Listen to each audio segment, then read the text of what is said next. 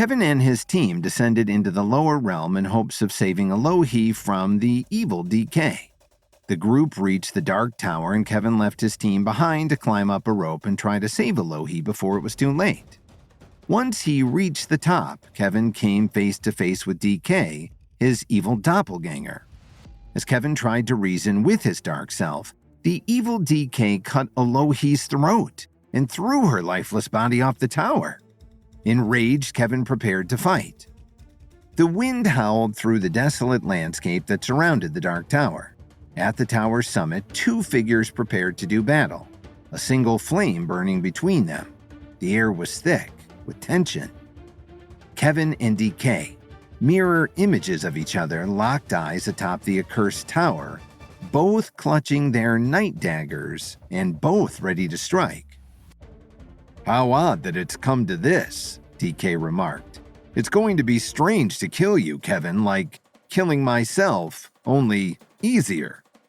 DK laughed at his own morbid joke. Kevin didn't respond. He was too focused on the task at hand. Kevin and DK began to circle each other. The only sound was the soft shuffle of their footsteps on the cold, hard stone. DK's eyes gleamed with wicked intent. "Kevin," DK's voice echoed a twisted mockery of Kevin's own familiar vocal tone. "Say something. You must be feeling something. You're about to die. What is that like?" "You tell me," Kevin responded calmly. DK laughed once again at the nerve of his opponent. "We are confident, aren't we?"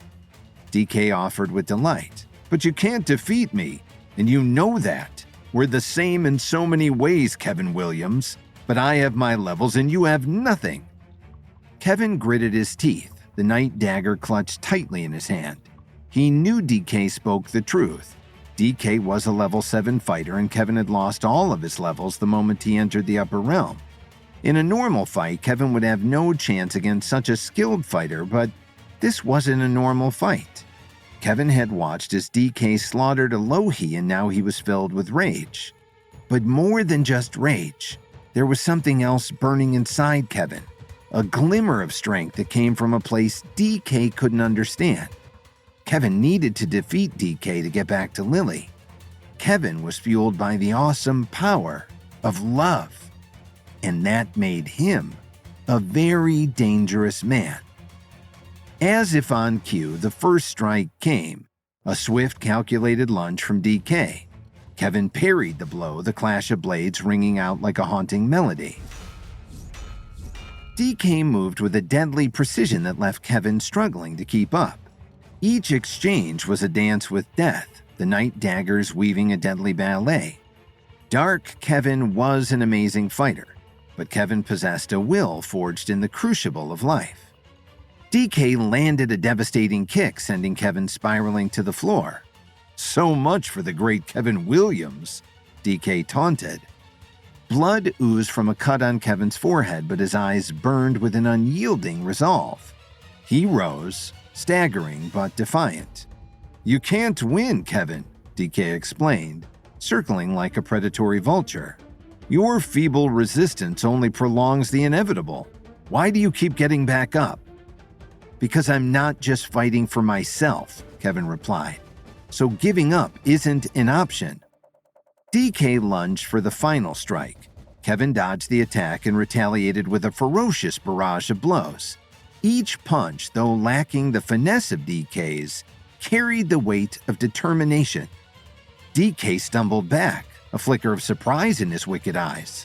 He couldn't believe the fight was still happening. Kevin pressed on, relentless in his assault. The night dagger clashed with DK's nightmarish blade, sparks flying as the two mirrored enemies grappled for dominance. In that moment, it became clear. Kevin's strength was not in skill, but in resilience, the indomitable will to fight against insurmountable odds.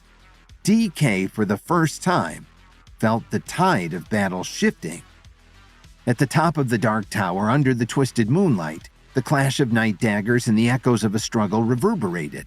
The fate of both worlds hung in the balance as Kevin, fueled by an unyielding spirit, faced off against possibly his greatest enemy, himself.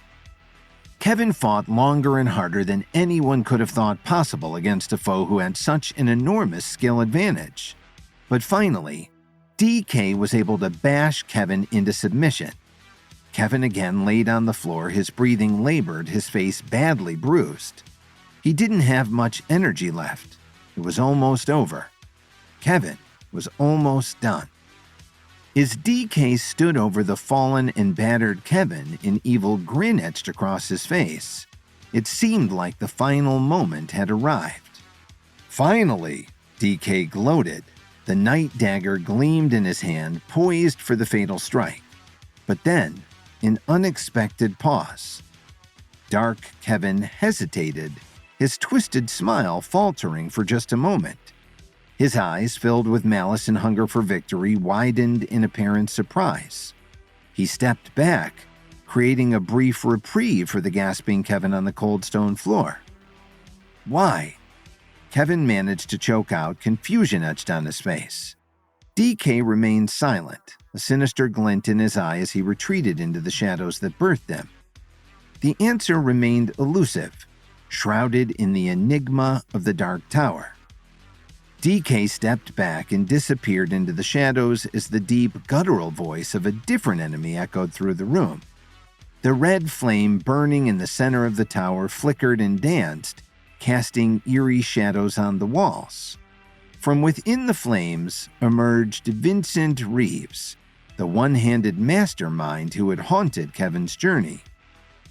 "Vincent Reeves," Kevin whispered. Vincent surveyed the scene with a twisted satisfaction, his lone hand gripping a bag of supplies. The air thickened with malevolence as he approached the fallen Kevin. "What is this?" Kevin spat, summoning the strength to rise despite his battered state. "How did you get up here?" In the suffocating darkness of the Dark Tower, Vincent Reeves reveled in the impending victory over Kevin. "A good question. You see, Kevin," Vincent boasted, his voice dripping with evil, "the Dark Tower is more than a mere fortress. It's a gateway, a passage to the lower realm, and I, being a connoisseur of darkness, was fortunate enough to discover the doorway of the damned." "The doorway of the damned?" Kevin repeated. Kevin looked at the flame that Vincent had stepped out from. He realized that this was how Vincent had entered the lower realm, and how he had been able to appear as different visions throughout the tower. It was a gateway, a portal.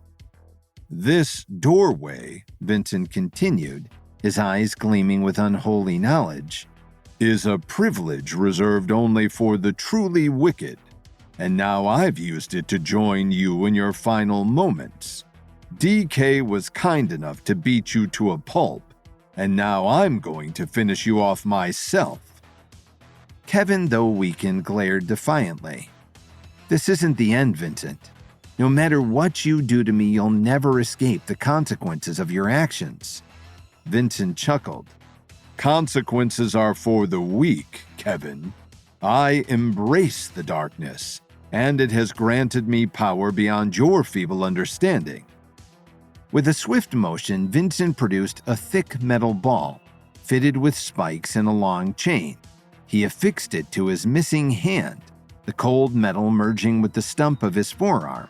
The twisted appendage now transformed into a grotesque weapon.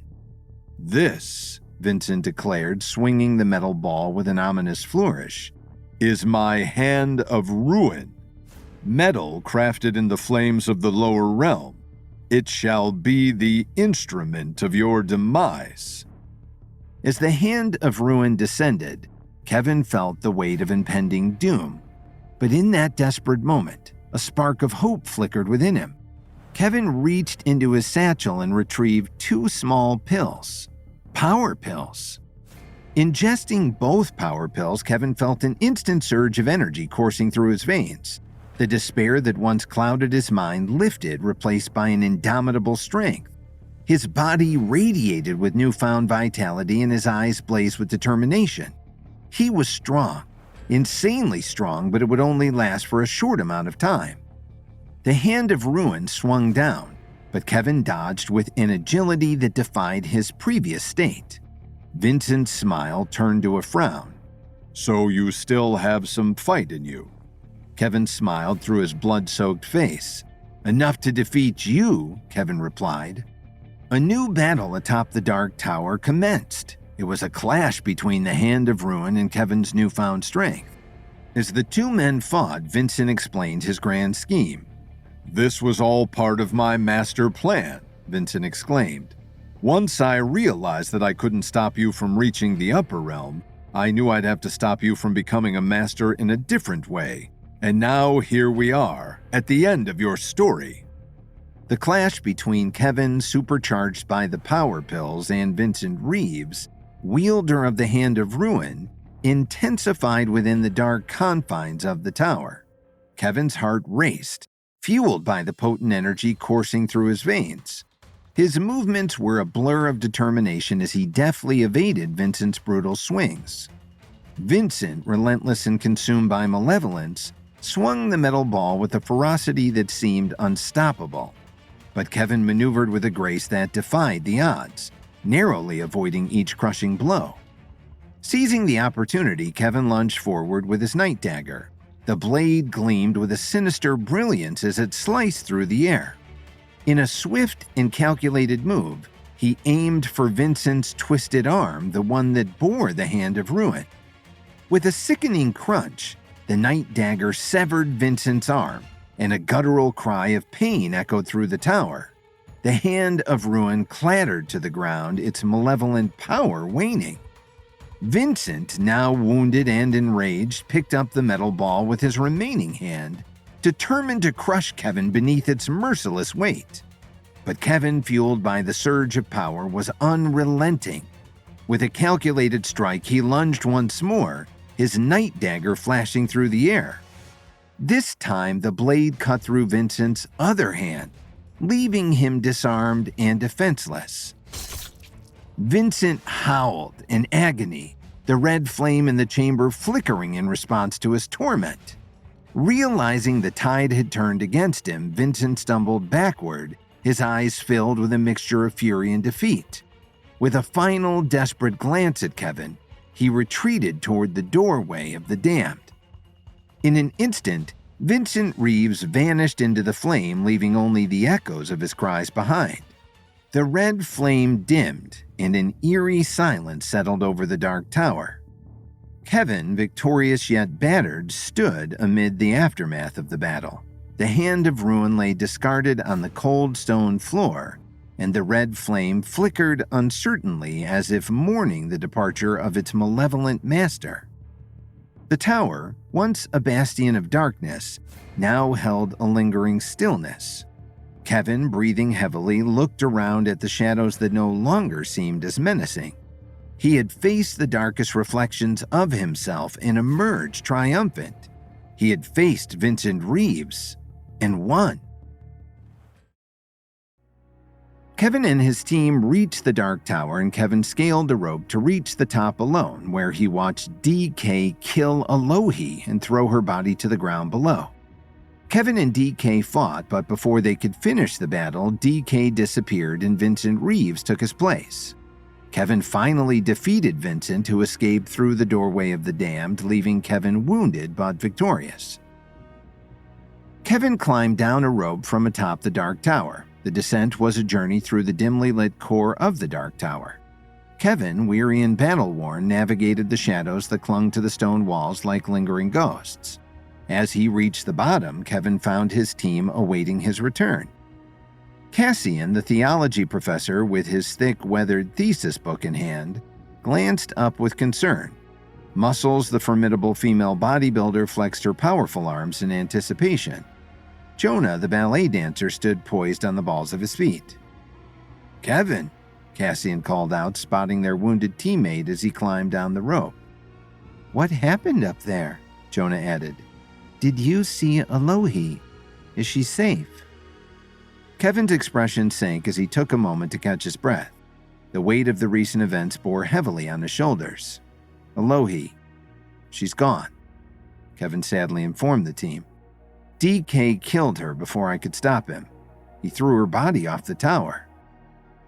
Gasps filled the chamber as the gravity of the revelation settled upon the group. Muscles clenched her fists, an air of determination surrounding her.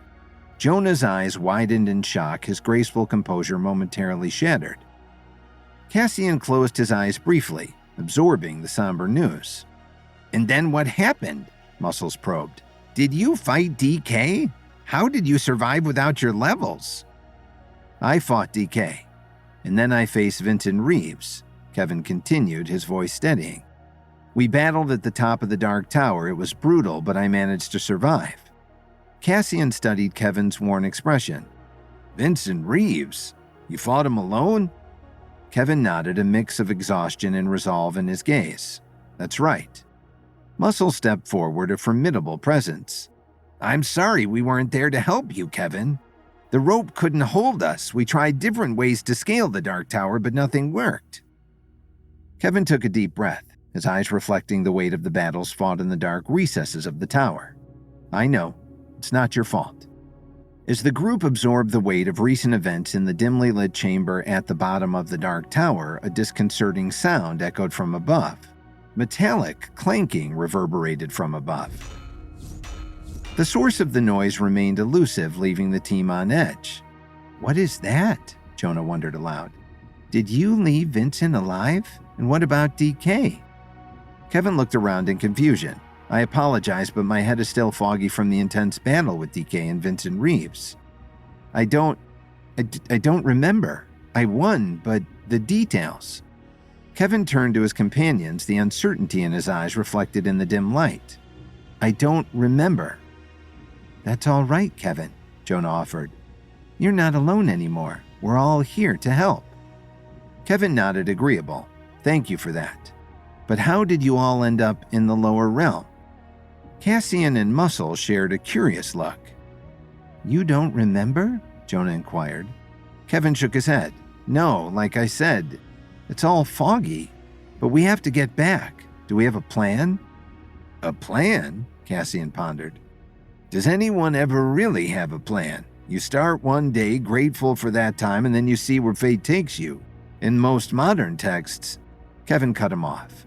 "How are we getting back to the upper realm? Or even more important, how are we returning to the real world?" Cassian, Muscles, and Jonah exchanged more puzzled glances. Jonah cleared his throat before responding. We're not entirely sure. As for getting back to the real world, well, that's a question we've been grappling with ourselves."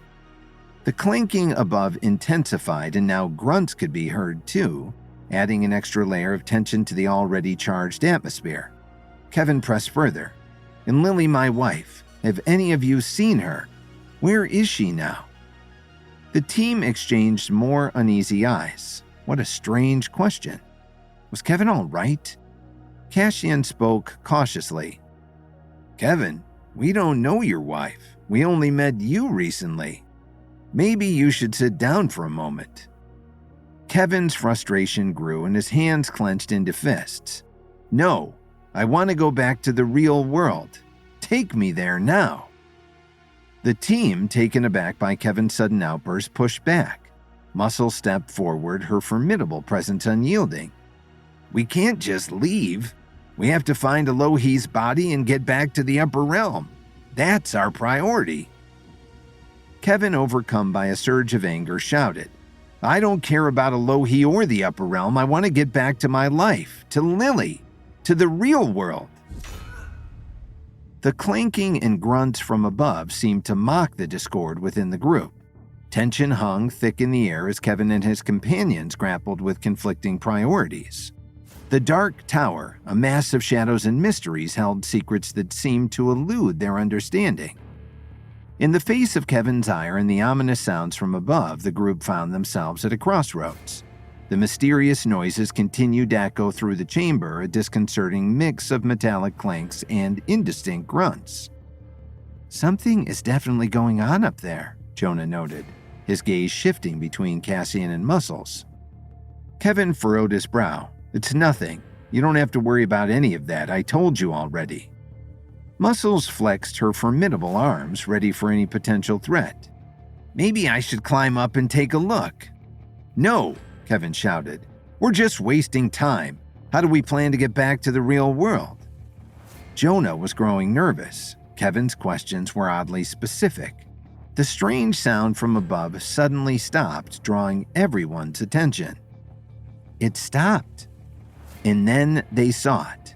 To everyone's shock, a second Kevin descended down the rope, a Kevin who was identical to the one standing in front of them. Confusion rippled through the group as they stared at the unexpected doppelganger. "Kevin?" Jonah whispered. "Two Kevins?" "What is going on?" Muscles exclaimed.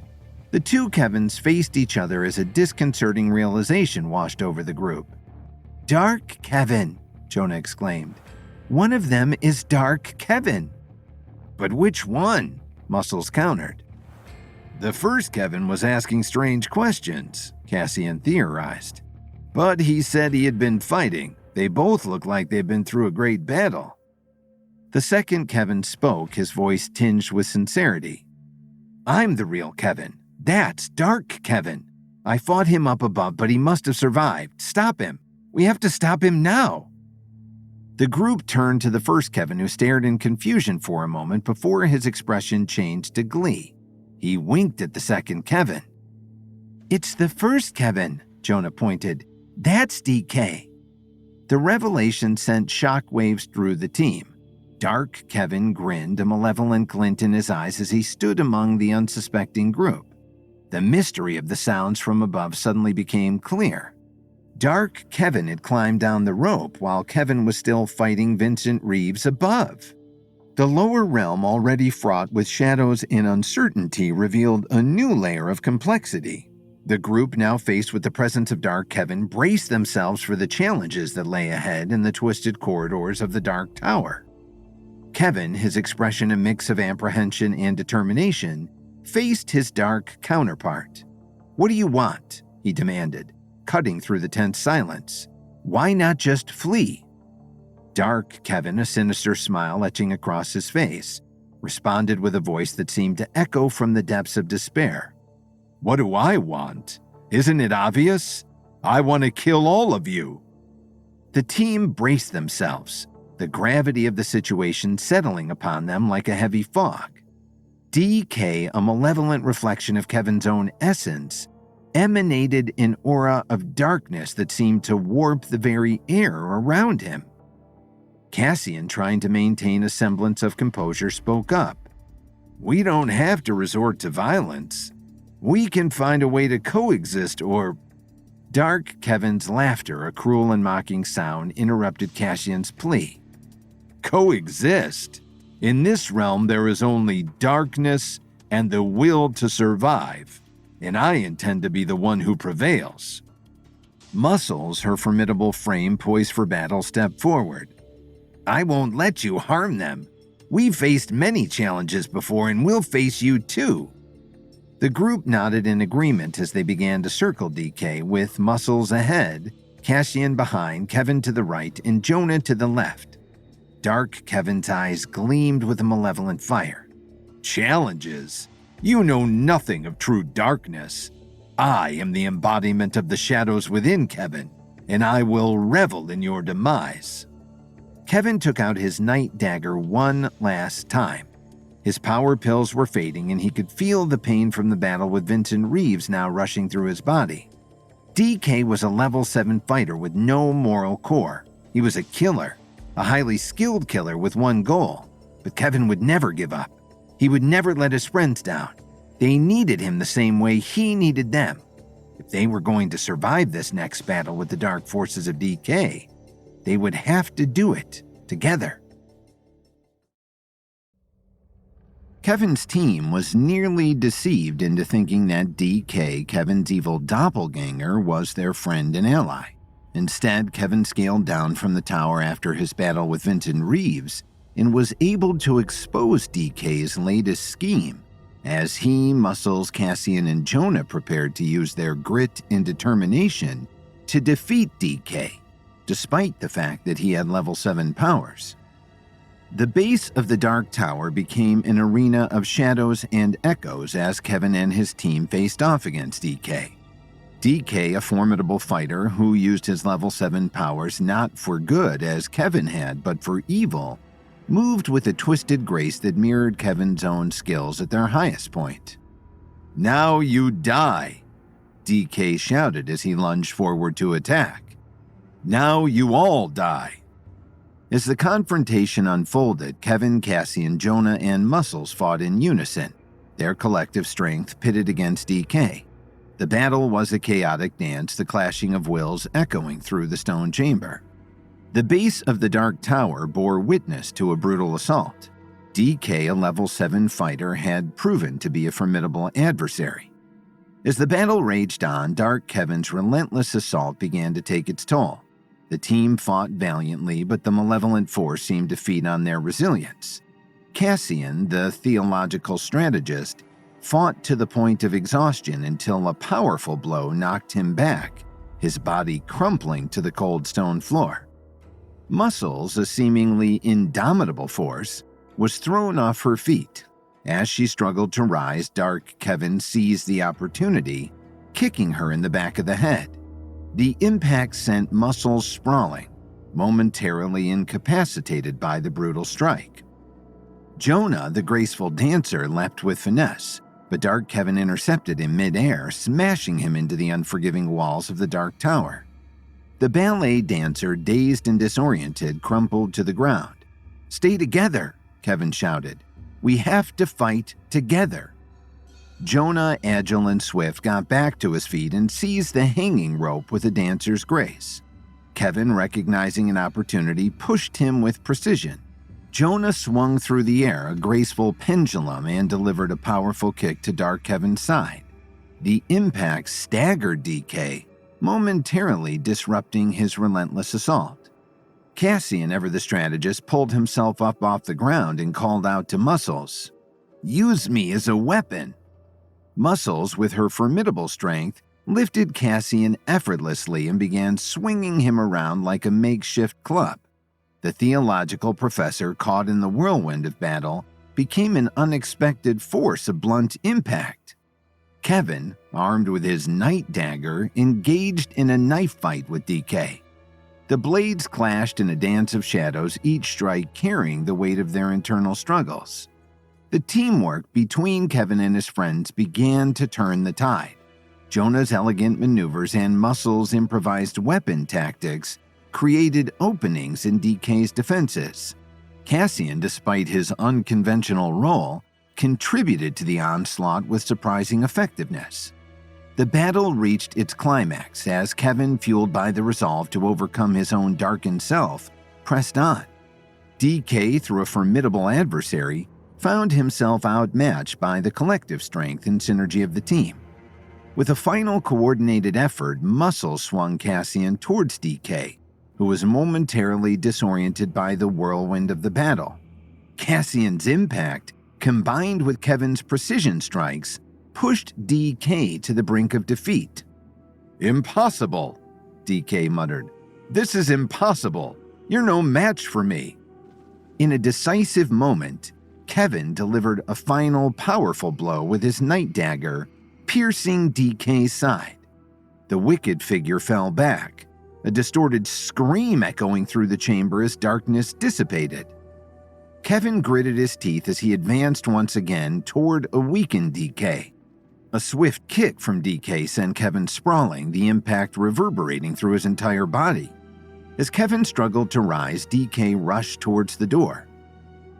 "You may have survived this realm, Kevin," DK sneered, "but you'll find no refuge in the real world. I'll be waiting for you there. Somehow, I'll find my way to you." With those chilling words, DK ran for the exit. Cassian tried to get in DK's way to slow him down, but DK stabbed the professor in the stomach with his night dagger. Cassian collapsed to the ground and DK disappeared through the doorway, leaving Kevin alone in the silent aftermath.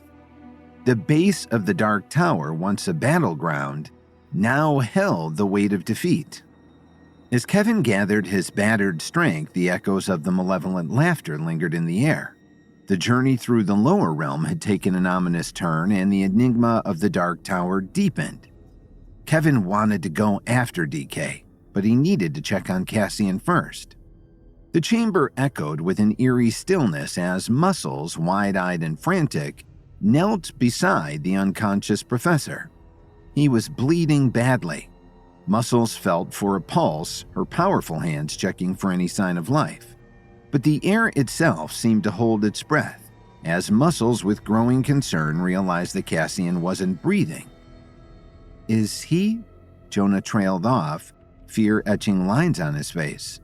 Muscles, her voice tight with worry, whispered, "I don't know." Kevin, torn between pursuing Dark Kevin and saving his fallen companion, surveyed the scene. The malevolent force had fled, leaving behind the aftermath of their confrontation. The choice weighed heavily on Kevin's shoulders. With a deep breath, Kevin made a decision. "We need to save Cassian," he declared, the urgency in his voice cutting through the tension. "DK can wait." Leaving the retreating shadows of DK behind, Kevin turned his attention to Cassian's nearly lifeless form. Muscles, driven by concern, looked to Kevin for guidance. "What do we do?" she asked, desperation in her eyes. "Put pressure on the wound," Kevin instructed. "I have my satchel of herbs, but we'll need something to help close that wound quickly and give Cassian a boost." Kevin, drawing upon the knowledge he had gathered during his journey through the lower realm, realized that the only way to save Cassian was a perilous quest for a rare ingredient, the horn of a demon rhino. It was the key to a potion that could revive the fallen. In the dimly lit corridors of the Dark Tower, Kevin embarked on the herbal quest, searching for the elusive demon rhino. The air was thick with shadows, and the journey was fraught with uncertainty. After a tense search, Kevin stumbled upon a rotting demon rhino who had been quelled when he and his herd attacked Kevin and his allies upon their entry to the area. The demon rhino's horn was still intact. Taking a deep breath, Kevin scraped the horn and gathered the precious poultice needed for the potion. He returned to the chamber where Muscles kept a vigilant watch over Cassian's lifeless form. Kevin carefully spread the demon rhino poultice on Cassian's heart, a mixture of hope and desperation in his eyes. The room seemed to hold its breath as the magical properties of the rare ingredient began to work. A heartbeat, faint at first, resonated in the chamber. Muscles, Jonah, and Kevin watched with bated breath as Cassian's chest rose and fell. The color returned to his face, and life coursed through his veins once more. "He's alive!" Muscles exclaimed, relief washing over her. The tension that had gripped the chamber gave way to a collective sigh of gratitude. Cassian, once unconscious and seemingly lifeless, now stirred back to life. As the team reunited, the echoes of Dark Kevin's ominous promise lingered in the air. The Dark Tower, with its mysteries and shadows, still held challenges to be faced. But in that moment, the bond between Kevin, Muscles, Jonah, and the revived Cassian strengthened. The decision to go after Dark Kevin was the grail on the minds of everyone, but a collective realization washed over Kevin and his team. The urgency to return to the upper realm took precedence, but they couldn't leave Elohi's body behind in the lower realm. "We need to get Elohi's body and get out of here," Kevin noted. The group agreed. DK slit her throat and then threw Elohi off the tower, Kevin informed his friends. "Let's go retrieve her." As the team exited the Dark Tower, a disquieting revelation awaited them. Elohi's body was gone. Elohi's lifeless form was nowhere to be found. Confusion and concern were etched across their faces as they searched every corner of the tower. "Where could her body have gone?" Muscles questioned, her voice filled with a mixture of frustration and worry. Kevin, scanning the surroundings, felt a knot tighten in his stomach. "I don't know. This realm is full of dark secrets that I don't have the answers to." Jonah, the ballet dancer, whispered, "We can't leave without her. We owe her that much." Cassian, still recovering from the ordeal, added, "Agreed. We all leave together or we don't leave at all." Kevin nodded. Cassian was right. They were all tired, but they couldn't leave without Elohi's body. The group set out over the desolate terrain, not sure where to start their search, but knowing that many dangers lay ahead. They would have to do their best to stay together, find Alohi, and head back to the upper realm once and for all. Kevin and his team defeated Vincent Reeves and Dark Kevin, but as they went to gather Alohi's lifeless body, they were stunned to find it missing. The group realized they couldn't return to the upper realm without Alohi and set out on a quest to recover her remains. The search for Alohi's body led Kevin and his team through the dark, desolate terrain of the lower realm. "Where should we look?" Jonah asked. "I'm not sure," Kevin responded honestly.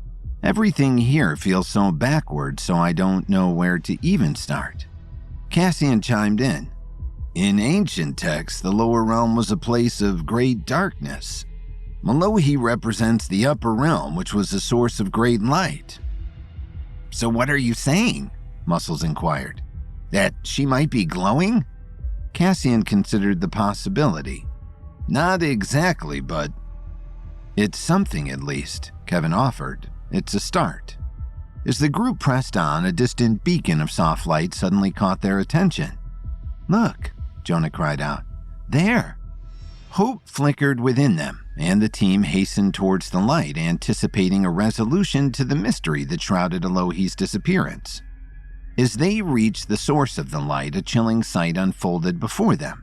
Alohi's lifeless body lay on a stone slab, bathed in an ethereal glow. But standing over her was a towering, malevolent figure, the evil counterpart of Alohi, a grotesque manifestation known as the Destroyer, the evil purveyor of the lower realm. The Destroyer, a massive demon with a twisted face that mirrored Alohi's, exuded an aura of evil. Its eyes burned with a sinister fire as it surveyed the intruders who dared to approach. Kevin looked at his friends and stepped forward. "We've come for the body of Alohi." The Destroyer began to push out a sound, a deep guttural moan that slowly formed into audible words. Its voice was deep and powerful and echoed with dark power. "Alohi is mine now. In this realm, I hold dominion. Flee or face the consequences." Muscles, her muscles tensing with rage, growled, "Release her, or you will face the consequences." The Destroyer moved closer to Muscles and looked her over like a dog smelling its prey. The massive demonic creature moaned once again before responding. "Consequences? You are in my domain now, mortal. Your friend belongs to the darkness now, and if you don't run, so will all of you." Jonah whispered to Kevin, "What do you think?"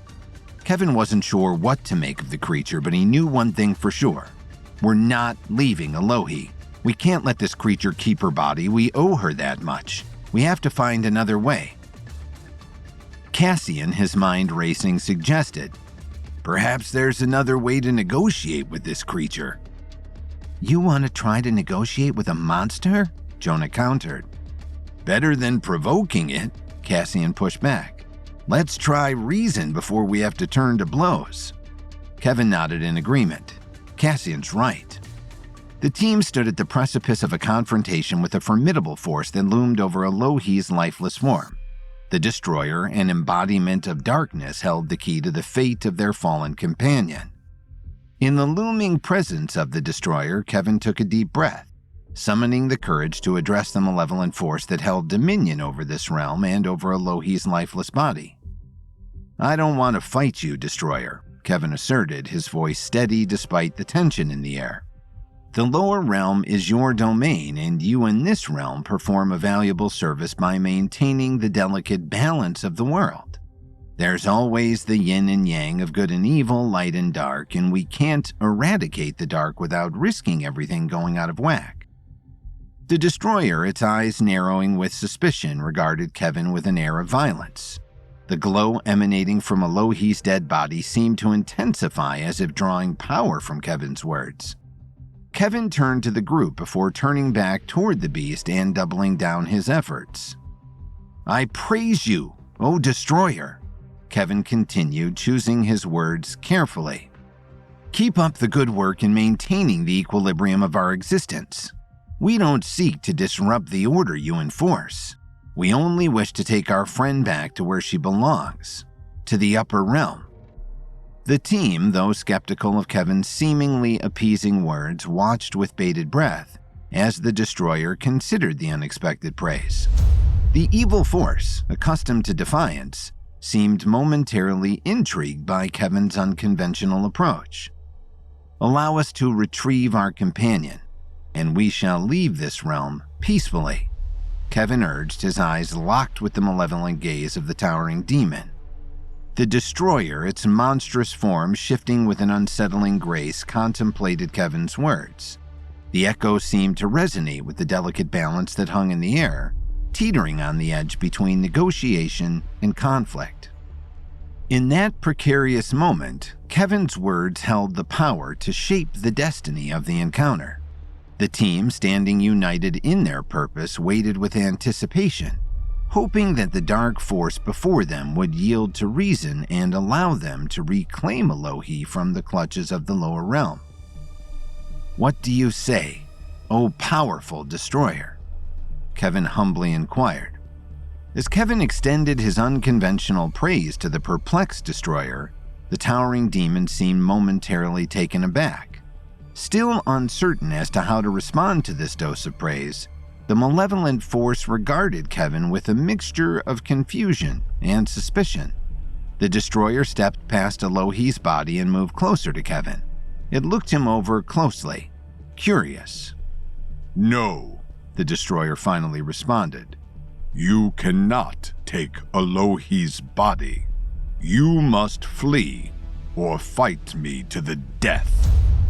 Kevin considered the options. I have too much respect for you, O Great Destroyer. I would never battle with such a powerful force. The Destroyer, still processing Kevin's words, hesitated to take any direct action. The Destroyer didn't realize that Kevin's team had seized the opportune distraction being carried out by Kevin to make a daring move. As the Destroyer focused on Kevin, his team, swift and coordinated, silently approached Elohi's glowing body. Muscles, Jonah, and Cassian worked together to lift and carry Elohi away from the malevolent force's watchful gaze. The Destroyer, oblivious to the swift action taking place behind him, continued to focus on Kevin. You do not wish to fight me? The Destroyer probed Kevin yet again, confused by his ongoing tactic. Kevin signaled for his team to retreat. The group, burdened by the weight of Elohi's body, navigated the shadows with quiet determination, slipping away from the threatening force that had been momentarily distracted by Kevin's diversion. No, Destroyer, Kevin responded. I am no match for you, so I bid you farewell, Kevin said with a respectful nod, his voice carrying an air of gratitude. May you continue to maintain the balance in this realm. Kevin turned and began to sprint away. The Destroyer observed Kevin for another moment before turning back towards his stone slab and realizing that Elohi was gone. The Destroyer cried out, No! In an instant, an army of demonic forces crawled up from the blackened dirt and began to chase after Kevin and the rest of his team. In the aftermath of the daring escape, the team ventured forth, carrying Elohi's body towards the remote, almost hidden path that would lead them back to the upper realm. As Kevin and his team hurriedly carried Elohi's lifeless form through the shadowed corridors of the lower realm, the urgency of their escape weighed heavily on their shoulders. The Sea of Regret, their gateway back to the upper realm, beckoned in the distance. However, a realization struck them. The Destroyer's demon minions were in hot pursuit. The shrill echoes of the lower realm resonated with the footsteps of the pursuing demons. The team quickened their pace, the burden of Elohi's body adding to the intensity of their escape. The Sea of Regret, a distant glimmer on the horizon, became their beacon of hope. Jonah, glancing back, caught sight of the looming figures closing in. They're right on us. The demons are catching up. Muscles, her strength unwavering, urged the team forward. We need to reach the Sea of Regret before they get to us. Keep moving. Cassian, with a sense of urgency, suggested, We can use the cover of the shadows to our advantage. Try to lose them in the twists and turns of the lower realm. Jonah removed his shirt, doing his best to cover Elohi's glowing body. Kevin, his determination as solid as ever, led the way, navigating the landscape with a sense of purpose. The ominous presence of the demon minions drew nearer, their misshapen silhouettes emerging from the shadows. As the team darted through the dark expanse, the Sea of Regret drew closer, its shimmering surface reflecting the uncertain path ahead. The demons, relentless in their pursuit, closed the gap, their eerie growls echoing through the hollow corridors. A sense of urgency gripped the team as they approached the edge of the Sea of Regret. The ethereal water seemed to ripple with both promise and trepidation.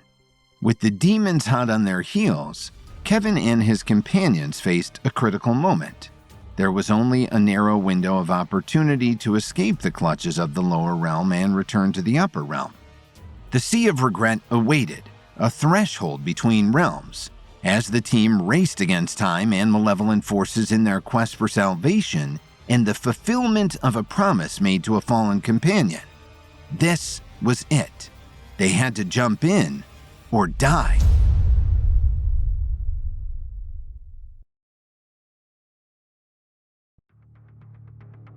Kevin and his team traveled to the lower realm through the Sea of Regret, but were too late to rescue Elohi, who was killed by Kevin's evil counterpart, DK. After stealing Elohi's body from the destroyer, Kevin and his friends, including Jonah, Cassian, and Muscles, raced back to the Sea of Regret to try to return to the upper realm before an army of demonic forces could stop them. Kevin and his friends stood just beyond the Sea of Regret. What do we think is going to happen once we jump in? Jonah wondered. Last time we were haunted by visions of past regrets, Cassian noted. I wonder what the Sea of Regret has in store for us this time. Muscles nodded in agreement. We can't know for sure, not until we jump in. We got through before, Kevin countered. We'll get through again. With the demonic forces closing in, Kevin made a swift decision. Clutching Elohi's lifeless body, he signaled to his friends, and without hesitation, they leapt into the churning waters. However, instead of the expected splash of water, the group found themselves at the base of a colossal mountain, similar to the one Kevin and Jonah had climbed in the upper realm. This mountain, though, was dark and lifeless, and shrouded in an ominous plume of thick lava smoke at its peak. Confusion etched across their faces as Muscles questioned, why aren't we in the water? It was a good question. Cassian, ever the strategist, contemplated the new and bewildering landscape. This must be another series of tests that we must pass in order to gain access back to the upper realm. The Sea of Regret tested us one way when we tried to descend to the lower realm, and this must be something different, a new set of challenges to overcome. The towering mountain loomed above them, a foreboding presence against the darkened sky. Its ascent mirrored the mountain in the upper realm, but the air was heavy with an aura of trepidation. Kevin, taking a deep breath, shouldered the responsibility. I'll take the lead. Follow me, but be ready for anything. With Elohi's body in his arms, Kevin led the way toward what would be a daunting climb up the mountain. The group, resolute in the face of the unknown, began their journey back toward the upper realm above. The group pressed on, fueled by the shared determination to overcome whatever challenges awaited them in the abyss. Kevin's heart was full of grief for Elohi, but he was determined to see their journey through. The ascent up the dark, smoke-topped mountain took an unexpected turn as the team rounded the nearest bend. A vast herd of demon rhinos could be seen stretching out across the mountain trail for miles. The massive beasts, with their formidable horns and imposing stature, seemed capable of tearing Kevin and his team apart should they wake. Kevin, his eyes wide with caution, whispered to the team, "We have to pass quietly. If those demon rhinos wake up, we're in serious trouble." The team, unified in their understanding of the perilous situation, moved with utmost care. Each step became a deliberate maneuver to avoid disturbing the sleeping giants. The air hung heavy with the tension of the moment as the team navigated through the maze of demon rhinos.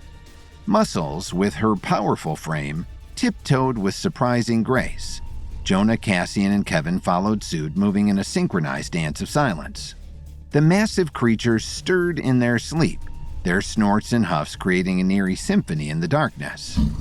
As they edged past the sleeping demon rhinos, the team held their breath, acutely aware of the potential consequences if one of the creatures were to awaken. The trail, a narrow ribbon between the towering creatures, demanded precision and finesse. A particularly large demon rhino shifted in its sleep, causing the ground to tremble slightly. The team froze, their hearts pounding in sync with the rhythmic snores of the colossal beasts. With measured breaths, they resumed their silent journey. Step by careful step, the team made their way through the perilous trail, threading the needle between the sleeping demons. The dark smoke mountain loomed above, and the looming challenge of the abyss intensified with each passing moment. As the team continued to navigate the treacherous path through the sleeping demon rhinos, a surreal experience unfolded. Each member began to see vivid visions, urging them to make noise in the midst of the silent passage.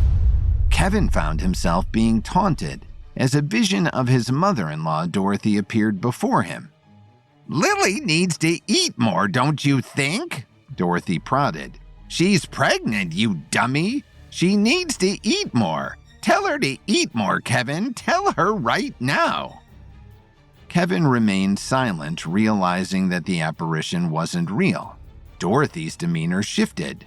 "Don't you have any opinion?" she berated him. "Speak up! Speak up!" Kevin continued forward, silent and steady.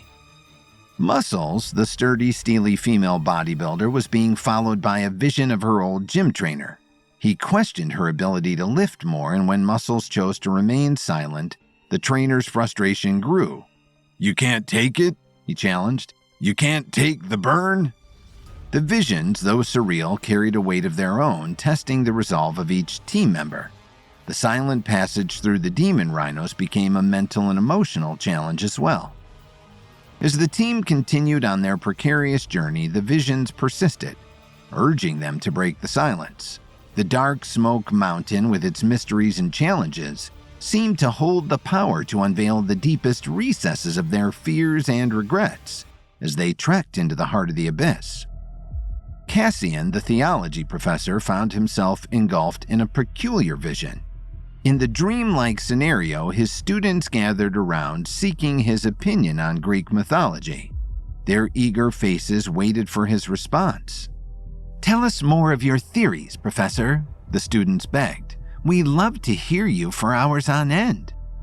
However, the vision took an unexpected turn as the Nobel Prize Commission appeared, extending an invitation for Cassian to deliver a long speech at their next conference.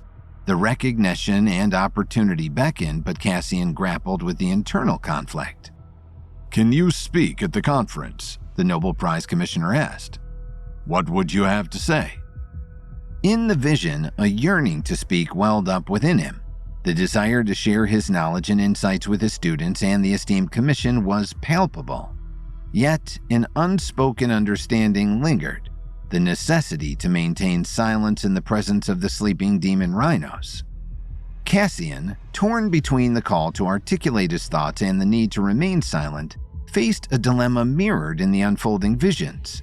The weight of responsibility bore down on him as the students awaited his words and the Nobel Prize Commission anticipated a profound discourse. As the theology professor grappled with the conflicting urges, the challenge extended beyond the physical restraint needed to pass through the herd of demon rhinos. It delved into the intricacies of self-discipline, sacrifice, and the recognition of a greater purpose, navigating the trials of the abyss. The team, unaware of each other's visions, pressed on through the silent gauntlet of the sleeping demons. The dark smoke mountain loomed above, bearing witness to the internal struggles and visions that unfolded as the ascent through the abyss continued. The path ahead remained uncertain, with challenges both seen and unseen awaiting the intrepid group on their journey through the enigmatic depths of the lower realm. As the team cautiously made their way past the sleeping demon rhinos, each member wrestling with haunting visions, Jonah found himself immersed in a surreal scene. Another ballet dancer stood before him requesting, "Count me off, please. 5, 6, 7, 8. Despite the dancer's plea, Jonah hesitated. The internal struggle mirrored the conflict in the visions of his teammates, the call to make noise clashing with the imperative to remain silent amidst the sleeping giants. The tension reached its peak as the team successfully navigated the perilous trail, leaving the herd of demon rhinos behind. With a collective sigh of relief, the visions that had haunted them dissipated, and the dark smoke mountain loomed overhead, its ascent inviting them to the next stage of the abyss. The group, unified in their shared journey, took a moment to gather their bearings. The trials of the abyss had tested not only their physical prowess but also their inner fortitude. As they looked back at the passage through the sleeping demon rhinos, the echoes of the vision served as a reminder of the challenges faced and overcome. The ascent continued, each step bringing them closer to the upper realm. The dark smoke mountain, mysterious and foreboding, stood as a testament to their resilience and determination. The trials of doubt, silence, and internal conflict had forged a bond among the team, propelling them forward on their quest for redemption and escape from the enigmatic depths of the lower realm. With the sleeping demon rhinos behind them and the visions fading into memory, the team pressed on, anticipating the unknown challenges that awaited them in the abyss. The path ahead remained shrouded in darkness, but the echoes of their collective strength and perseverance illuminated the way forward as they ascended toward the elusive realm above, a place where they would return Elohi's body and hope that, somehow, some way, order could be restored.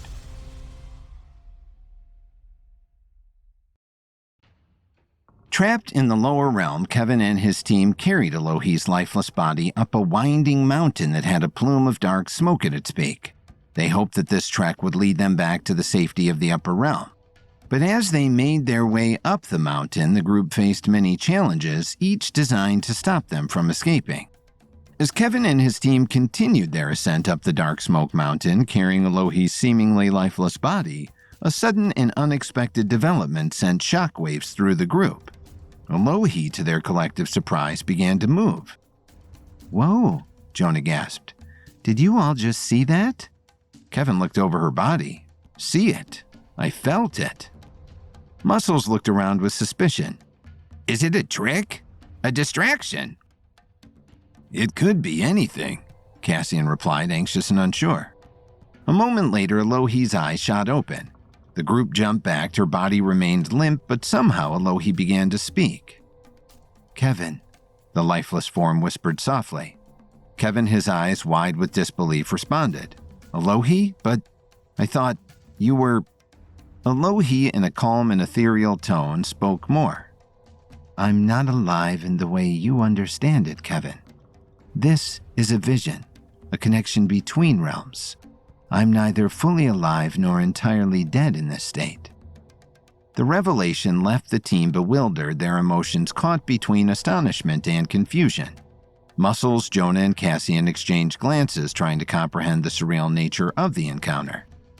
"She's a ghost?" Muscles asked. "It's deeper than that, I think," Cassian offered. "Elohi seems to be connected to the upper realm, and the closer we get to that realm, the more she's able to communicate with us." "Sounds like a ghost to me," Jonah added. Kevin remained focused. "Is there anything we can do for you, Elohi? How can we help?" Elohi continued to speak, her words resonating in the air like echoes from another realm. "Kevin, you hold the power to bridge the gap between life and death, reality and vision. In this in-between state, I can communicate, but nothing more. You can ask me questions and I can answer." Kevin, still processing the revelation, asked, "Why are you showing us this vision? Why now? What do I need to learn?" Elohi's form shimmered with an otherworldly glow as she explained. There are challenges ahead, tests of strength, unity, and resolve. The vision serves as a guide. Work together and believe in yourselves, and you can make it back to the upper realm.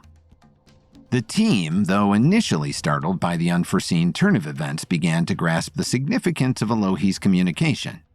The dark smoke mountain with its mysterious trials seemed to unfold with a sense of purpose and revelation. As the vision continued, Elohi shared insights and guidance, preparing Kevin and his team for the challenges that lay ahead. The ascent through the abyss took on a new dimension guided by the ethereal connection with the vision of Elohi, a bridge between realms that transcended the boundaries of life and death. "But Kevin," Elohi added, "there's more I need from you."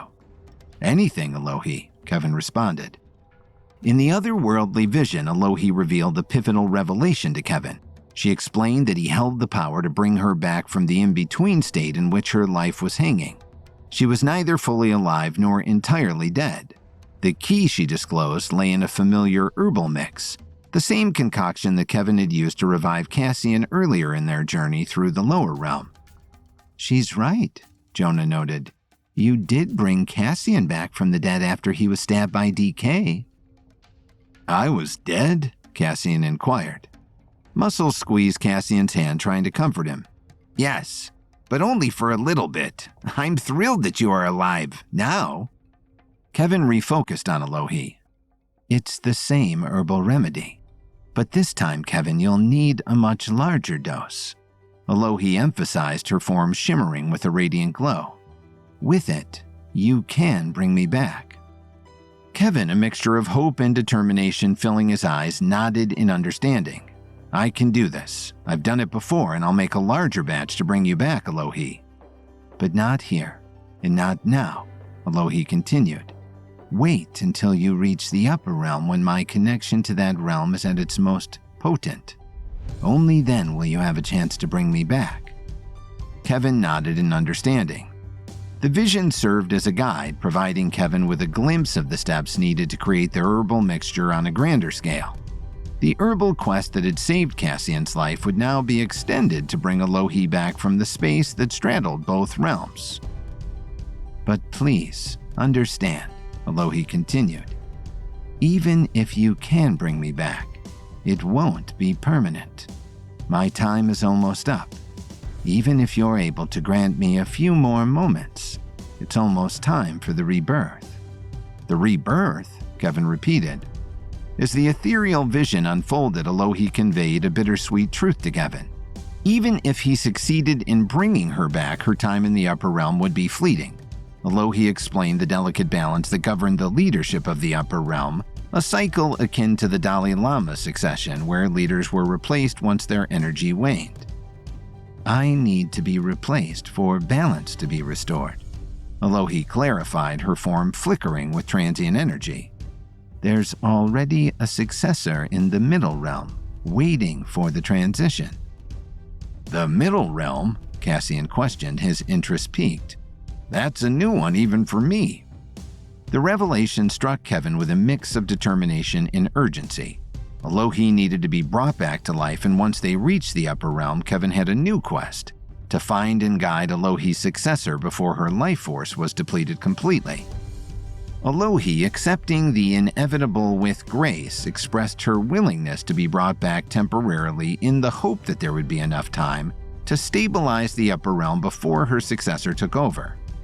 With those final words, Elohi returned to her lifeless state, and the vision dissipated. Kevin, fueled by a newfound sense of purpose, gathered his resolve. The grand quest had taken an unexpected turn, and the fate of the upper realm rested on their shoulders. The team, aware of the challenges ahead, continued their ascent up the dark smoke mountain. The path was now illuminated by a dual purpose: to bring Elohi back and to ensure a smooth transition to her successor.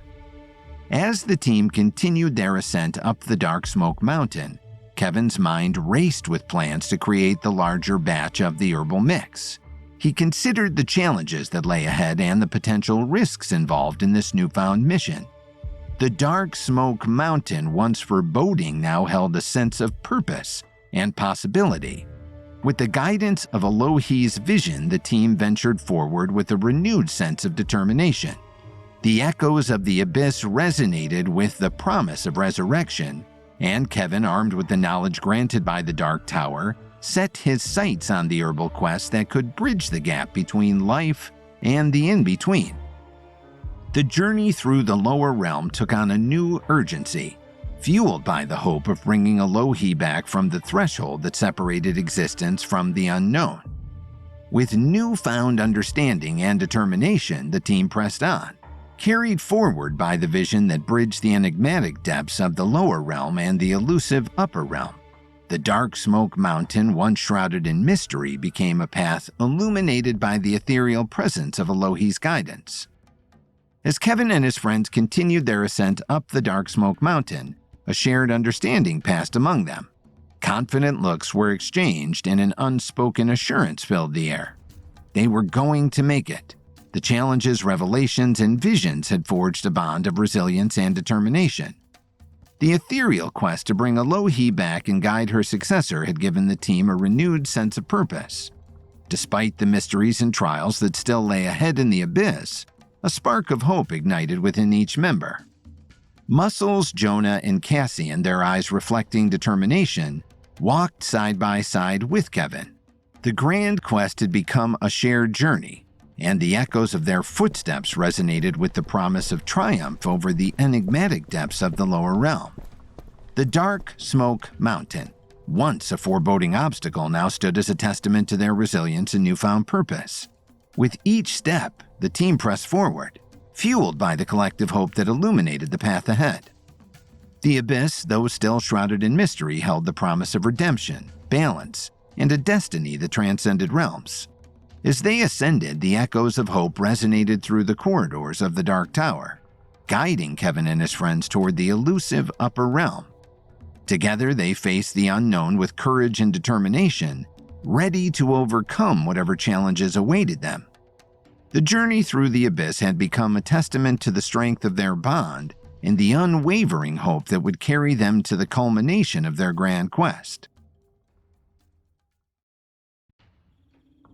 Trapped in the lower realm, Kevin and his team carried Elohim's body, which had again become limp and leaden after a brief revival, up a winding mountain with a plume of dark smoke at its peak, hoping that this would lead them back to the safety of the upper realm. But as the team made their way up the mountain, the group faced many challenges, each designed to stop them from escaping the darkness of the lower realm. Kevin and his friends, including Jonah, Cassian, and Muscles, the female bodybuilder, pushed forward together up the dark mountain.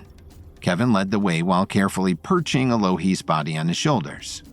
The ascent up the dark smoke mountain became an odyssey of endurance as nature began to unleash a barrage of challenges to thwart Kevin and his friends. Each step forward was met with a new and unpredictable form of suffering. "The weather's getting worse," Kevin noted. "Is it another test?" Jonah inquired. "I assume everything down here is a test," Kevin replied. "Be ready." As the team climbed higher, the temperature began to plummet, enveloping everyone in a bone-chilling cold.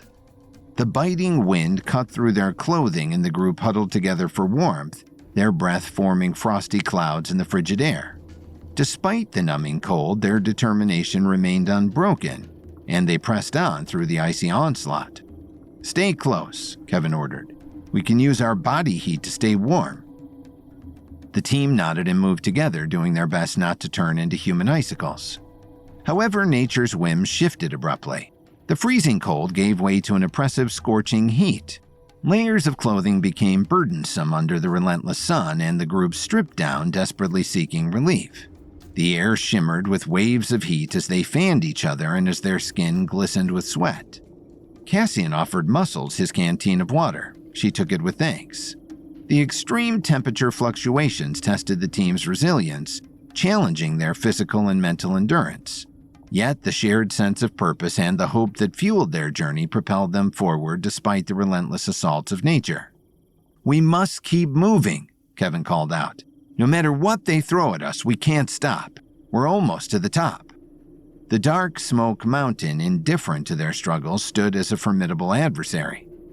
As they faced the freezing cold and scorching heat, The echoes of their footsteps mingled with hope that transcended the physical and metaphysical barriers of the lower realm.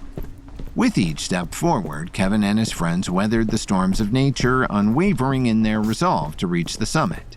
The Dark Smoke Mountain, once a symbol of the abyss, became a canvas upon which their journey painted a testament to the indomitable spirit that carried them through the strange, otherworldly depths of the lower realm. As if nature itself sought to test their mettle and resolve, the challenges intensified. Winds howled with an unrelenting force, carrying with them the promise of a tempest. Rain began to fall in sheets, and soon after, snow joined the cacophony of weather's wrath. Undeterred, Kevin and his friends, united in their shared quest, joined hands to form a human chain.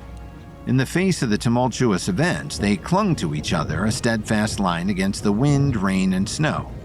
The strength of their bond proved to be a shield against the relentless assault, and their collective determination fueled the ascent. The wind whipped around them, threatening to tear them apart, but the human chain held strong.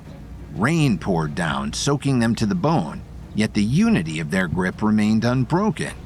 As the snowflakes danced in the air, the team pressed on, each step an act of defiance against the adversity nature hurled their way. And then came the flaming hail, balls of ice on fire as they dropped from the sky.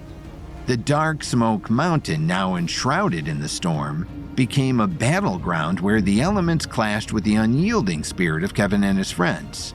The human chain, a symbol of their unity, navigated through the tempest with unwavering resolve. "We can't stop," Kevin called out. "If we stop, we'll never start again. We have to keep moving." With every step forward, the team faced the relentless assault of wind, rain, snow, and flaming hail. The team's footsteps merged with the rhythmic pattern of raindrops and the howling of the wind. The ascent, challenging as it was, became a testament to the power of solidarity in the face of adversity. "The top!" Muscles called out.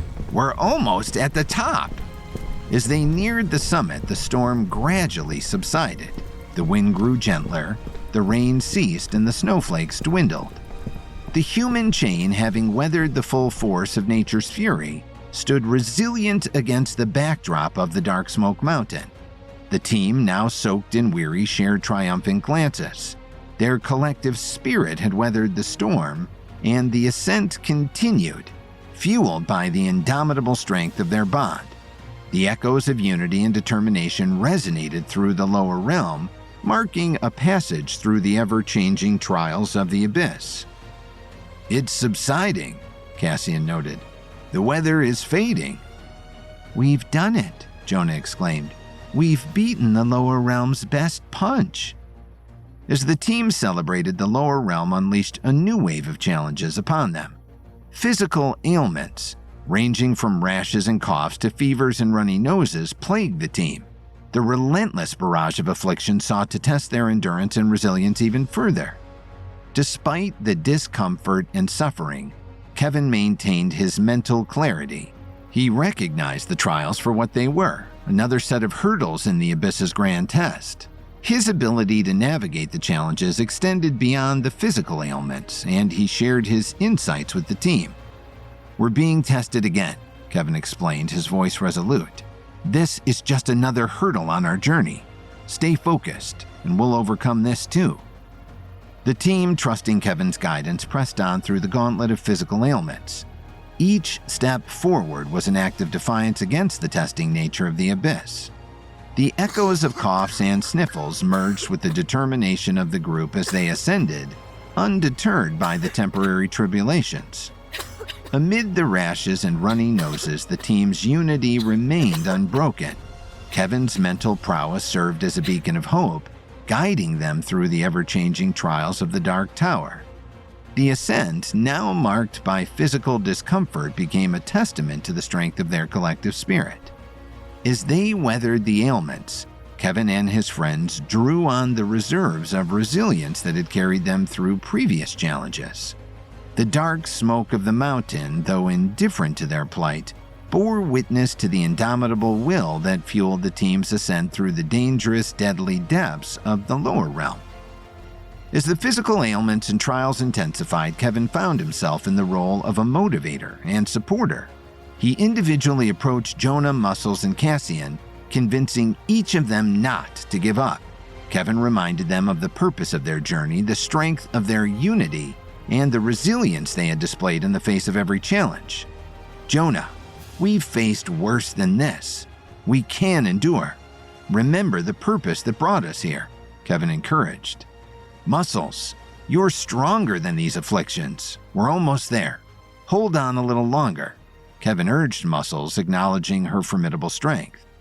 Cassian, we've come so far together. This is just another test, and we'll conquer it like we have before, Kevin reassured the theology professor. The team, bolstered by Kevin's words and their shared determination, pressed on through the gauntlet of suffering. The light in the distance grew brighter, a beacon signaling their proximity to the summit of the Dark Smoke Mountain. With each step forward, the physical tribulations began to subside. The coughs softened, the fevers waned, and the rashes receded. The echoes of resilience lingered, marking a passage through the testing ground of the abyss and hinting at the unknown challenges that still lay ahead in their quest for redemption and escape. As they reached a flat surface just a little ways below the pillowing cloud of smoke, a transformative moment unfolded. Light pierced through the darkness above, bathing the weary travelers in a warm glow. The suffering finally came to an end, and the four friends, tattered, torn, and exhausted, stood together on the summit. It's over, Kevin noted. It's really, finally over. We've made it through. The echoes of their resilience resonated through the corridors of the Dark Tower. Despite the physical toll, a sense of triumph and unity enveloped the group. They had faced every challenge thrown at them, and the ascent through the abyss had forged an unbreakable bond. Though exhausted, Kevin, Jonah, Muscles, and Cassian shared smiles of relief and happiness. The light above signified not only the end of their arduous journey, but also the beginning of a new chapter. The Dark Smoke Mountain, once an imposing obstacle, now lay beneath them as a testament to their strength and perseverance. Together, the four friends stood at the summit, alive and victorious. The abyss, with all its trials, had tested and shaped them, but they emerged stronger, more resilient, and ready to face whatever awaited them next.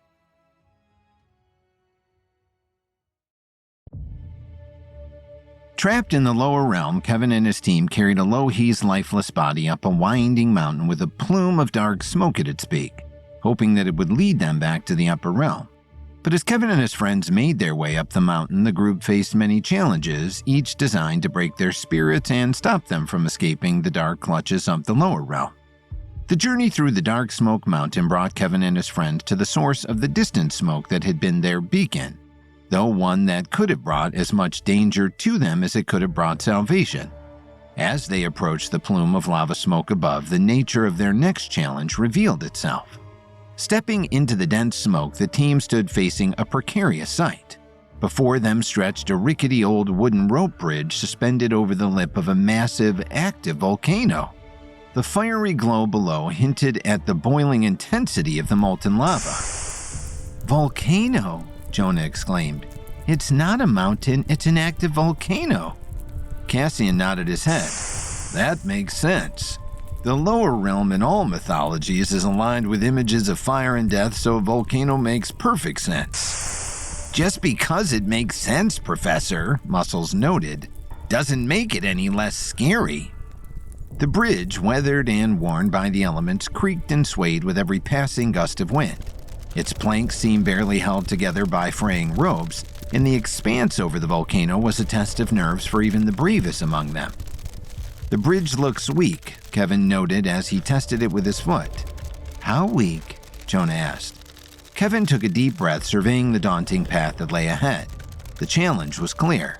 They had to cross the unstable bridge if they were to reach the upper realm. The abyss had saved its most perilous trial, till now.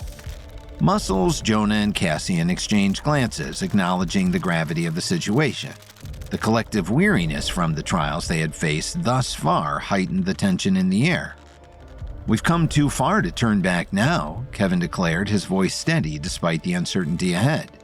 "We'll face this challenge together, just like everything else." The team approached the rickety bridge, their every step causing it to groan and sway. As they ventured onto the precarious walkway, the abyss seemed to hold its breath, waiting to see if the unity that had carried them through would endure one final trial. The winds whispered through the cracks in the wooden planks, and the glow from the lava below cast eerie shadows on their determined faces. Each footfall echoed with a mix of caution and resolve as the team navigated the narrow bridge. The ropes holding the bridge suddenly began to snap. "It's breaking apart," Kevin shouted. "Back! Go back!" The group hurried back to the original side. "That was close," Jonah offered, catching his breath. The realization hit Kevin and his friends like a heavy blow. The bridge was too weak to hold all of them. "We won't make it," Kevin offered. Cassian, recognizing the gravity of the situation, stepped forward to make the ultimate sacrifice. "I'll stay behind. Less weight on the ropes and I can hold them from this side." Kevin looked over at his friend. "I can't let you do that. I'll stay behind," Kevin countered. "No, Kevin," Cassian retorted. "You need to get back to the upper realm so that you can administer a potion to revive Alohi. Otherwise, no one will be able to get home. I've been studying the lower realm in books for so long, now I get to study it with my eyes. This is not the worst thing in the world for an academic like me." Kevin considered Cassian's offer. He was right. Kevin had to make it back to the upper realm. "All right," Kevin responded. "Thank you, friend." "Cassian, you're not strong enough to hold this alone," Muscles protested, concern etched on her face. "You need my help. I'm staying too." Cassian and Muscles shared a look. They were going to be trapped in the darkness forever, but together. "We'll hold our side steady," Cassian declared, his voice unwavering. Muscles, a pillar of strength, nodded in agreement. The two teammates, bound by the trials of the abyss, shared a silent understanding. Together they embraced their destiny in the lower realm, ensuring the success of Kevin's mission to restore balance in the upper realm, and in the process the balance and safety of the real world. Kevin and Jonah, carrying Alohi's lifeless form, approached the weakened bridge. The wooden planks creaked under the weight, and the fraying ropes threatened to give way. Cassian and Muscles took their positions, holding their side steady, their sacrifice a testament to the indomitable spirit that had carried them through the abyss. "Cassian, Muscles, we won't forget this," Kevin promised, his gratitude and sorrow evident in his eyes. With a heavy heart, Kevin carefully balanced Alohi's body as he trekked across the precarious bridge. The growing winds whispered around them, and the molten glow from the volcano below intensified the tension in the air. Jonah, ever agile and supportive, helped Kevin navigate the treacherous path. As the trio, Kevin, Jonah, and near-death Alohi, made their way across, Cassian and Muscles strained against the weakening bridge. The burden of sacrifice weighed heavy on their shoulders, but their determination held steady. The echoes of their footsteps mixed with the groans of the bridge marked the passage of this solemn moment. With each careful step, the gap between the two sides narrowed. The abyss seemed to hold its breath, witnessing an act of selflessness that transcended the boundaries of the lower realm. Cassian and Muscles, together in sacrifice, embraced their destiny with unwavering resolve. As Kevin, Jonah, and Alohi's body reached the other side, the weakened bridge teetered on the brink of collapse. Cassian and Muscles, locked in a final embrace, faced the inevitable together. Kevin and Jonah, now on the other side with Alohi's body, looked back with heavy hearts. The fiery glow of the volcano reflected the somber reality of the sacrifice made by their companions. The abyss, now silent, bore witness to an act that would forever be etched in the tapestry of the lower realm. Just then, Cassian turned to Muscles. "What do you think?" Muscles frowned in confusion. "About what?" she asked. "The bridge is weak, even weaker than before, and there's no one left to hold our side, but we could try," Cassian noted. Muscles shook her head. I don't understand. Try what? We make a run for it, Cassian suggested. As fast as we can, right across the bridge. Maybe we'll make it. Maybe we'll fall, but at least we'll know we tried together. It was a sweet notion. Muscles couldn't help but be warmed by the thought. She took Cassian's small hand into her giant palm. All right, Professor. You lead the way. Without another word, Cassian and Muscles sprinted across the fraying bridge. But as they got about halfway, the fraying bridge did, in fact, splinter apart.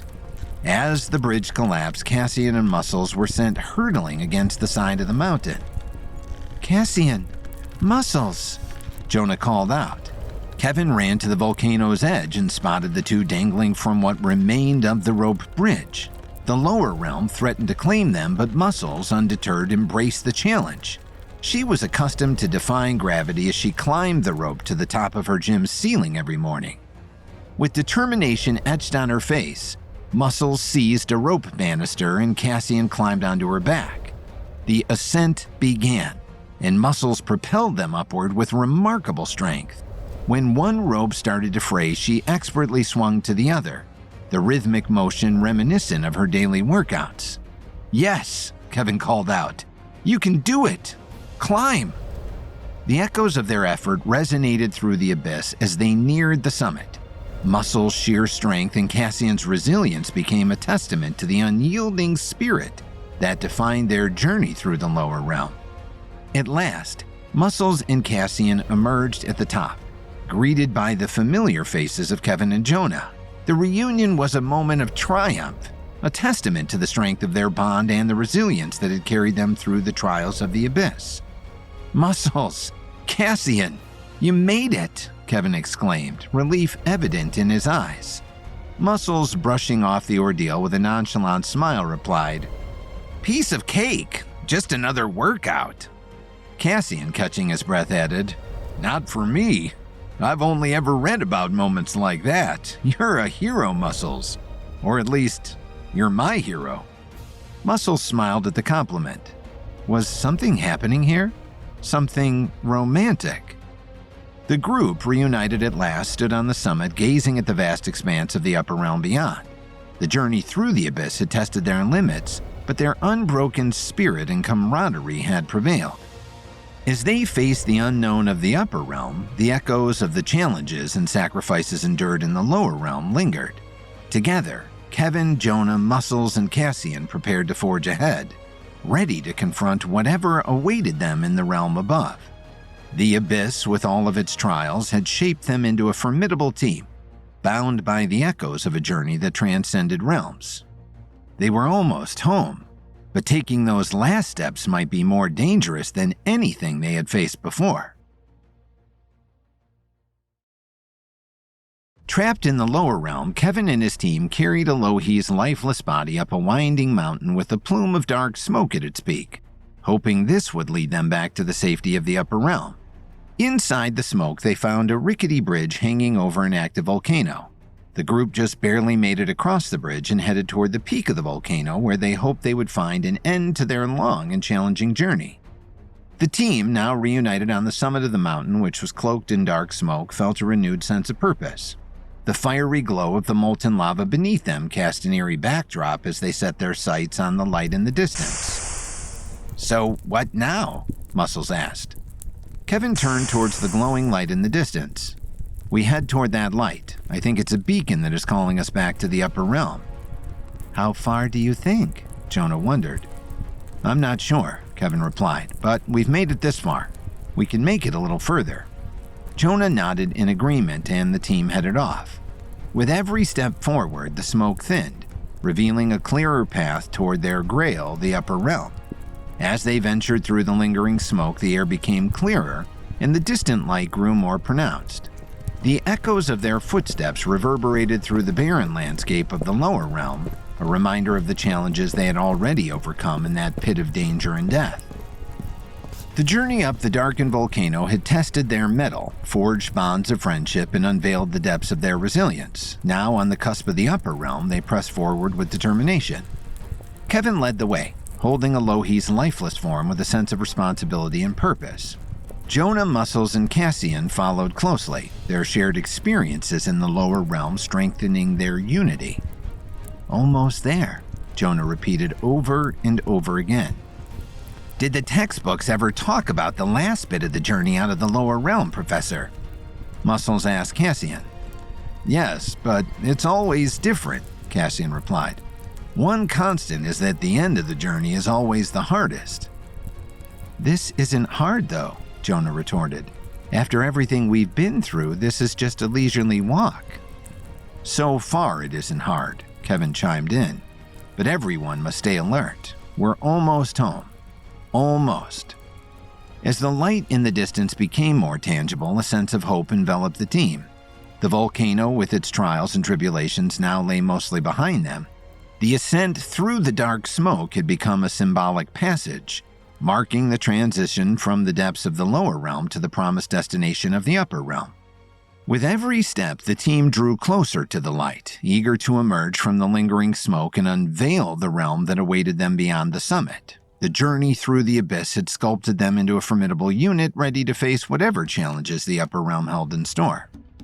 As the group continued forward, they found themselves not getting any closer to the light in the distance. The team, exhausted and weary, found themselves traversing an endless sandy oasis. The anticipated relief of reaching the upper realm seemed to slip further away, as the scorching heat beat down on them relentlessly. Dehydrated and hungry, their journey had taken an unexpected turn into an arid and inhospitable landscape. "It feels like we're getting further away," Jonah noted. "Could this be another test?" Kevin's eyes narrowed. "I have to assume that everything we experience is a test." The bright light they had been heading toward, a symbol of hope, now intensified into a scorching heat that enveloped them. Even Kevin, typically resourceful and resilient, felt the weight of the situation. The once promising beacon now seemed like an unforgiving sun, offering no respite or shade in the vast expanse of sand. "My canteen is almost out of water," Cassian noted. "Mine ran out miles ago," Muscles noted with a dry, raspy voice from her dehydration. With every step, the heat intensified and the team's fatigue deepened. The endless stretch of sand provided no relief, and there was no sign of food or water in sight. The air shimmered with the mirage-like illusion of an oasis that remained just out of reach. Kevin, usually adept at finding solutions, felt a sense of desperation. The oppressive heat seemed to corner them, leaving them with few options for survival. The bright light, once a symbol of escape, now mirrored the harsh reality of their dire situation. The absence of any living creature in the desolate landscape left Kevin with no target for his mind powers, no beast to spear and roast for much-needed food and energy. The team, collectively feeling the weight of their predicament, pressed on, driven by the hope that the upper realm would reveal itself beyond the scorching horizon. "There's not much out here," Jonah noted. "Agreed," Kevin responded. "At first I appreciated the calm, but this isn't calm. This is nothing." As they continued their arduous journey across the seemingly endless oasis, the team faced the harsh reality that the path to the upper realm was not as straightforward as they had hoped. The echoes of their footsteps in the scorching sand became a somber reminder of the challenges that still lay ahead, challenging their endurance and testing the limits of their determination. Cassian suddenly fell to his knees. "Professor!" Muscles called out. She ran over and helped him back up. "Sorry, I'm sorry," Cassian offered with deathly weariness in his voice. "It's just, I got a little tired. How much further?" Jonah turned to Kevin. "We're falling apart. I don't know how much more we can take." In a moment of inspiration, Kevin's eyes lit up as he remembered the magnifying glass tucked away in the satchel. He looked over the mix of herbs he still had on him. "Maybe I could craft a pill," Kevin offered.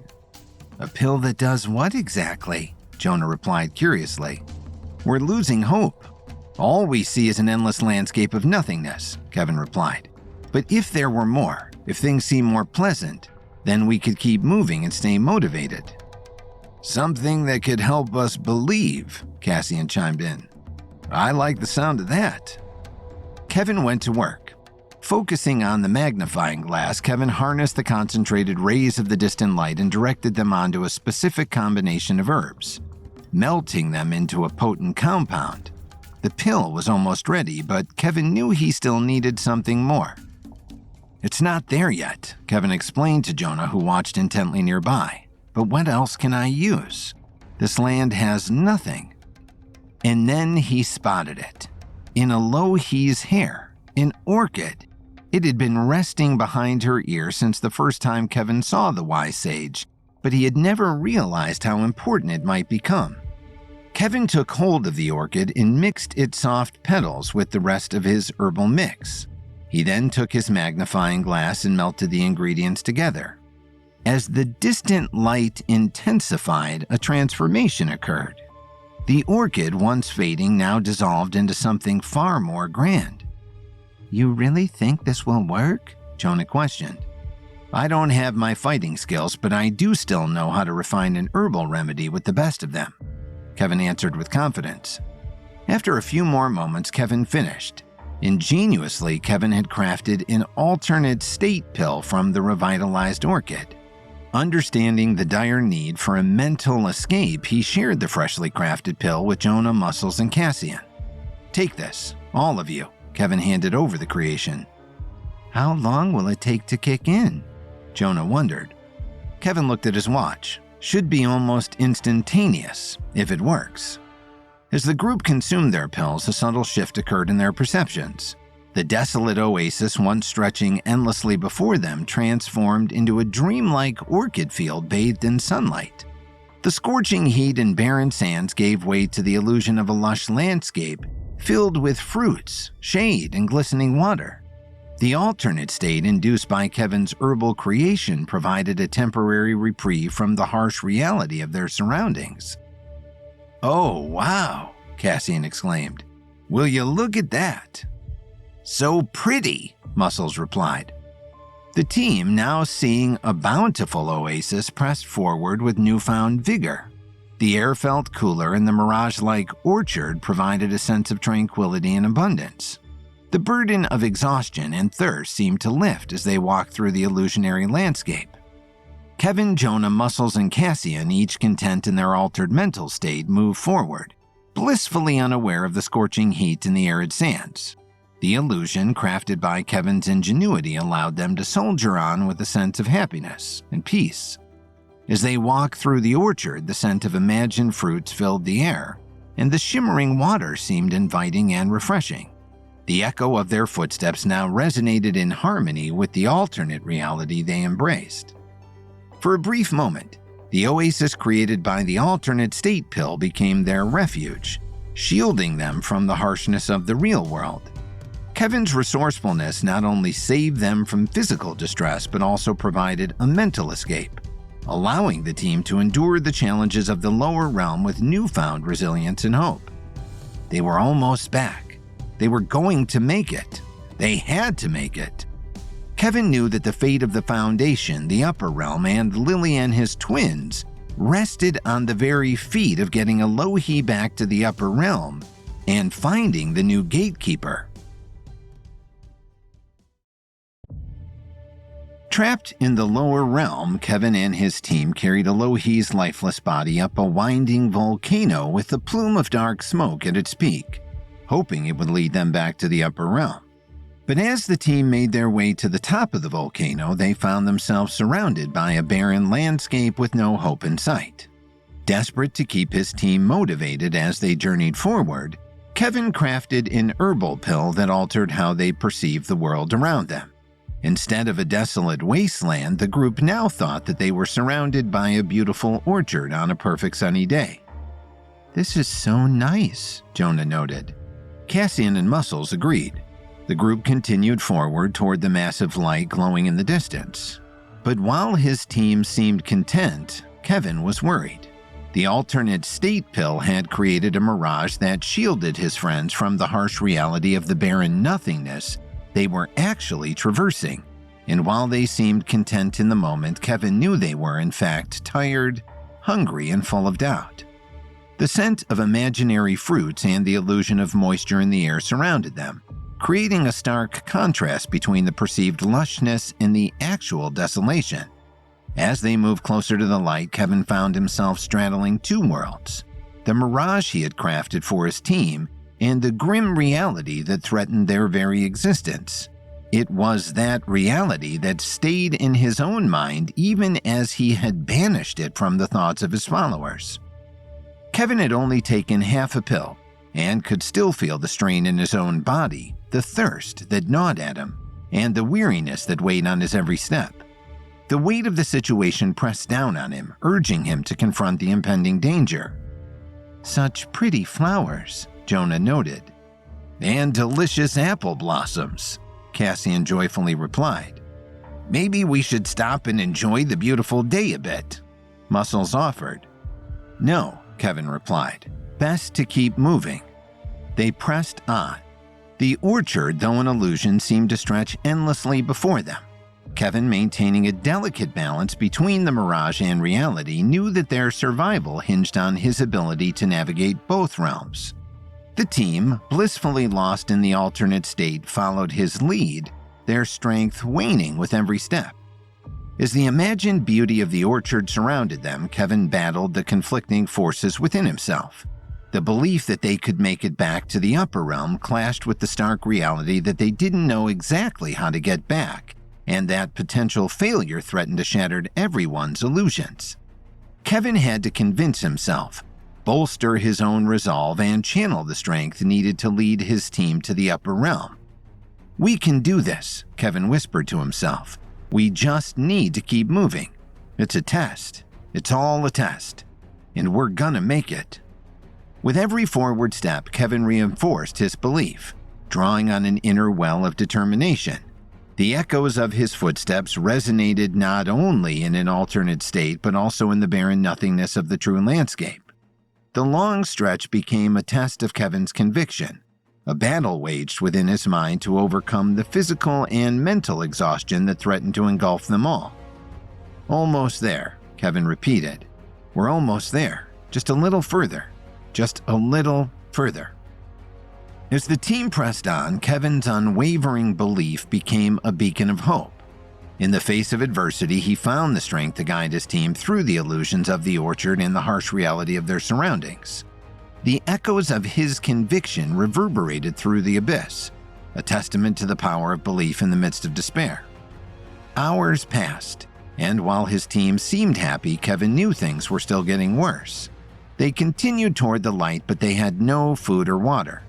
In the midst of the mirage of the orchard that Kevin's alternate state pill had created, Kevin grappled with the weight of his destiny. Kevin knew that he was meant to become a true master. Countless voices had reminded him of where his story should lead. Harley Shepard, Wayne Ford, the Night King, Leo Hayes, and others had recognized Kevin's potential. The title of a master was not just a label, it was his destiny, a path that beckoned him to ascend to greater heights. But his journey to the upper realm had been his greatest challenge yet. Kevin was forced to fight and survive without his level 7 skills. He faced countless psychological and physical tests. He had faced down Gwen Archer, Vincent Reeves, and even DK, his dark self, and came away victorious. But the lower realm had pushed Kevin even harder. He had lost Elohi, but stayed focused long enough to bring her back to full consciousness, even if only for a few moments. More challenges waited, and Kevin didn't know if he could restore the upper realm and finally achieve his ultimate goal of becoming a master. But he had to try. Through it all, the upper realm and the lower realm, amidst adversaries and friends, the thing that made Kevin into Kevin was that he would never give up. He would always push forward, no matter the odds, no matter the dire situation. He had been down before and would be down again, but eventually, Kevin would triumph. He just had to keep trying. As he led his weary team forward, Kevin's mind echoed with the whispers of those who believed in him. Becoming a master wasn't merely a personal ambition, it was a responsibility he felt towards his family, particularly his wife Lily and the soon-to-be-born twins. The unborn lives carried the promise of a future that hinged on Kevin's ability to transcend his current challenges. He reminded himself of the countless reasons to press on, the sense of justice, honor, and goodness that fueled his every step. The levels he had attained, the powers he wielded, and the epic clash that had defined him were all stepping stones toward a greater purpose. In his heart, Kevin held on to the belief that reaching the upper realm would distill and amplify his powers. The lessons learned, the insights gained, and the mastery attained would not only serve his potential growth, but would also become a shield to protect his family. As he continued to lead his team through the illusory orchard, Kevin's thoughts were a mantra of determination. The echoes of the past, the honors bestowed upon him, and the love he harbored for his family converged into a singular force propelling him forward. The anticipation of becoming a master, not for personal glory but for the greater good, fueled Kevin's resolve. He envisioned a future where his family thrived, where Lily and their unborn twins were shielded from the perils that lurked in the lower realm and in the real world. With each step, Kevin's belief became an unwavering anchor, a guiding light in the illusionary landscape. The echoes of his convictions resonated through the abyss, a testament to the strength derived from purpose and the unwavering belief that, in reaching the upper realm, he would forge a destiny that transcended the challenges of the lower realm. As Kevin felt his strength waning, doubt began to seep into his mind. The illusionary orchard, once a source of solace, now seemed like a cruel mirage. The weight of the journey pressed down on him, threatening to extinguish the flame of belief that had sustained him thus far. In the midst of this internal struggle, Kevin focused inward. The belief, the resolve, the reasons he had clung to throughout the journey surfaced once more. He couldn't afford to falter now. The world, Lily, his unborn twins, they all depended on him. With renewed determination, he pressed on toward the bright light. Cassian collapsed once again. Kevin took hold of his friend and helped him up. "Put your weight on me. I'll carry you," Kevin offered. Kevin carried both Alohi's body and now Cassian's as well. Jonah fell next. They didn't understand why, but they were out of strength. Kevin took hold of Jonah along with his other followers. "Hold on to my back," Kevin ordered Jonah. Jonah listened. Kevin was now pulling himself, Alohi, Cassian, and Jonah forward. Muscles was the last to drop. She was huge, but Kevin knew he couldn't leave anyone behind. "Take my hand," Kevin whispered gently. Muscles took his hand and Kevin powered his whole team toward the glowing light in the distance. He pushed himself forward. They were going to make it. Closer and closer, Kevin moved, the echoes of belief reverberating through his every step. "We're going to make it. We're going to make it," Kevin repeated to himself, willing the strength to endure, to believe, to make it. The bright light suddenly enveloped him and his friends, and just as the illusionary orchard had given way to the barren nothingness before, the landscape shifted once more. In an instant, Kevin and his team found themselves standing back in the upper realm, the familiar surroundings greeting them. There was fauna and flora all glowing and beautiful. Kevin and his team fell to their knees. They drank beautiful cool water and ate glowing berries. They had made it. The residents of the upper realm spotted the team and came running. "Alohi?" one of the residents gasped. The moment of triumph was cut short as the still-trapped residents of the upper realm realized that Kevin and his friends had returned with the lifeless body of Alohi, the upper realm sage leader. Questions flew.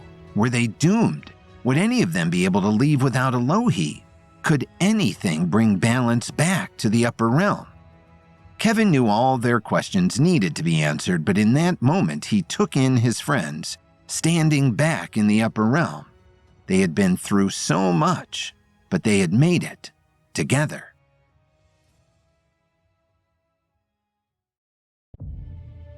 Kevin and his team, Jonah the dancer, Muscles the female weightlifter, and Cassian the theology professor, had overcome danger and enemies in the lower realm and emerged, at last, with the nearly dead body of Alohi, the gatekeeper of the upper realm.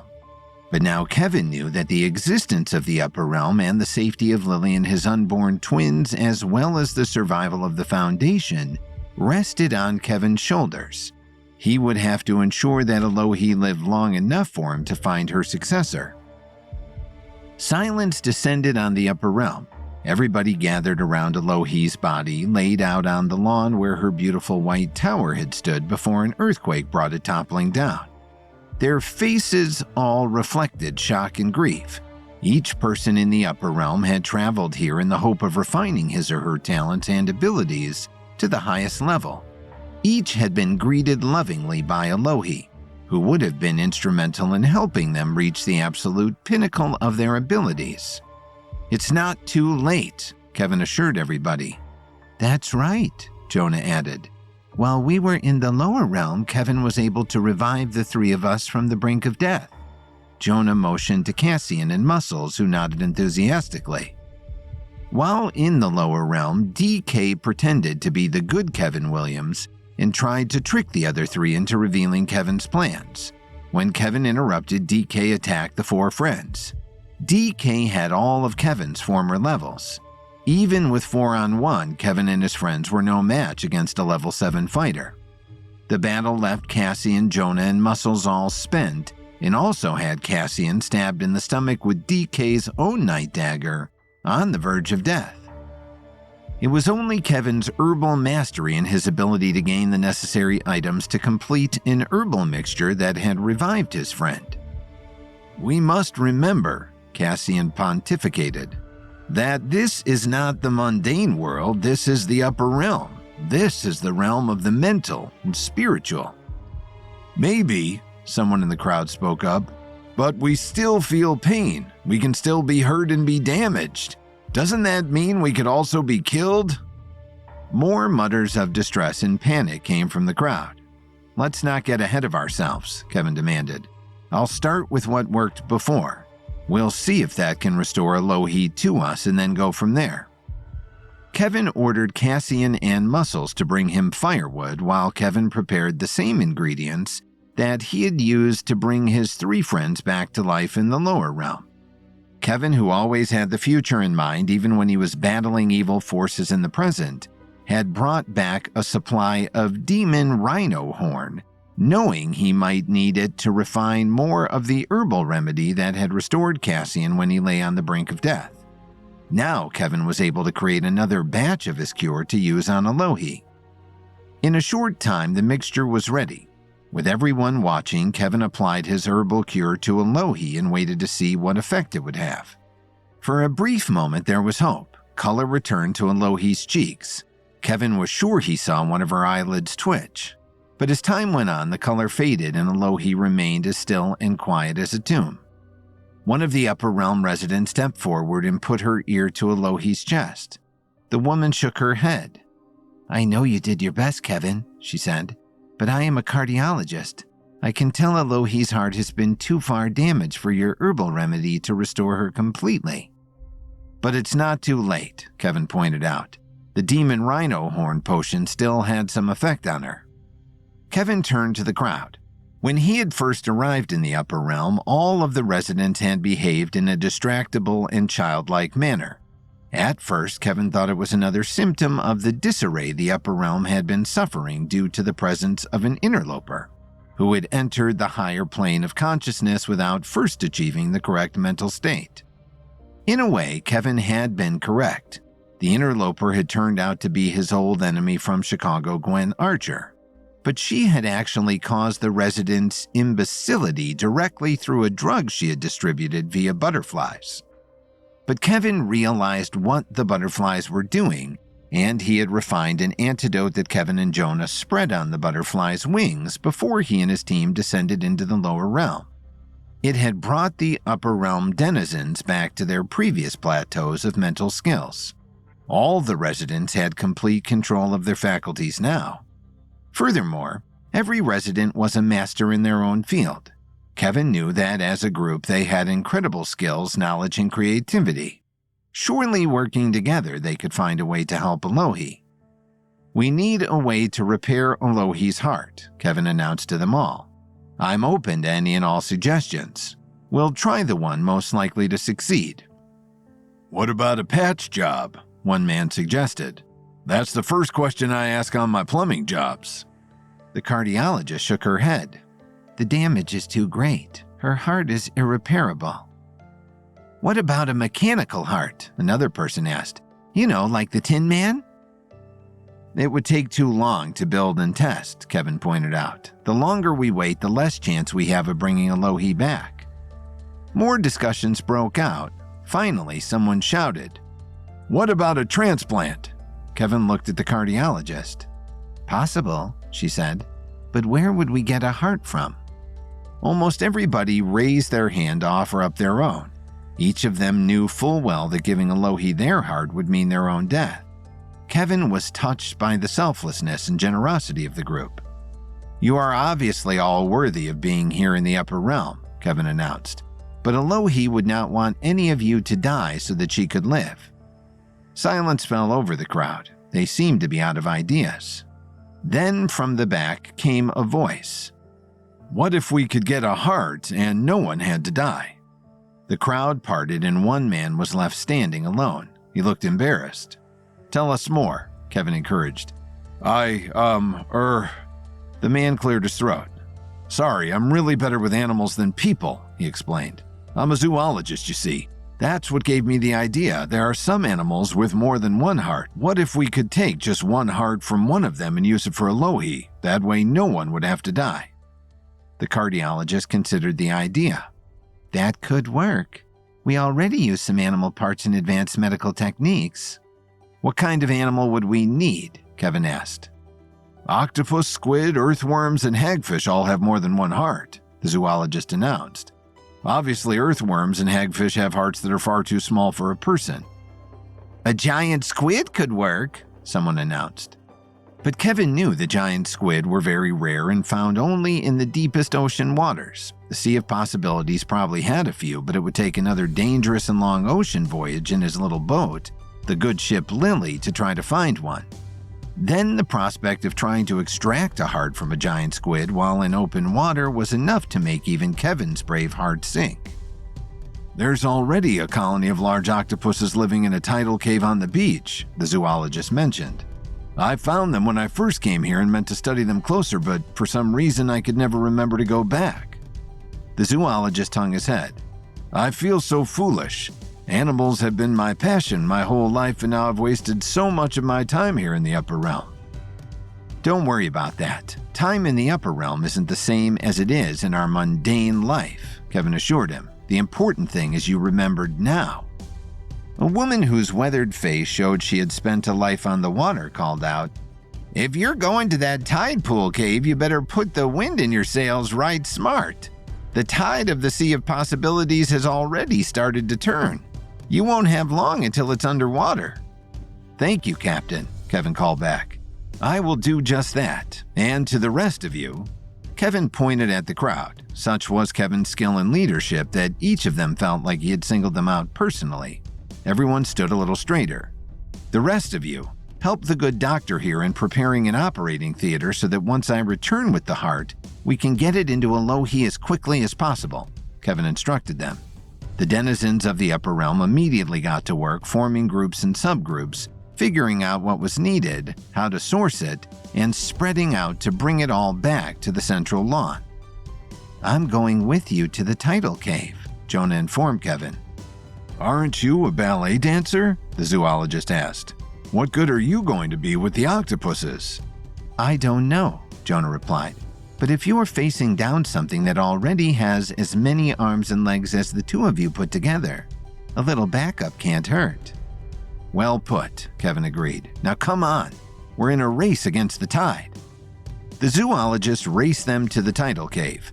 Already, an occasional wave would send water rushing into the back of the cave, which held a deep tidal pool. The pool heaved and rocked from the pressure of the changing tide. Kevin realized there must also be an underground connection from this pool to the rest of the Sea of Possibilities. Fortunately, a wide crack in the cave's ceiling gave them plenty of light to see by.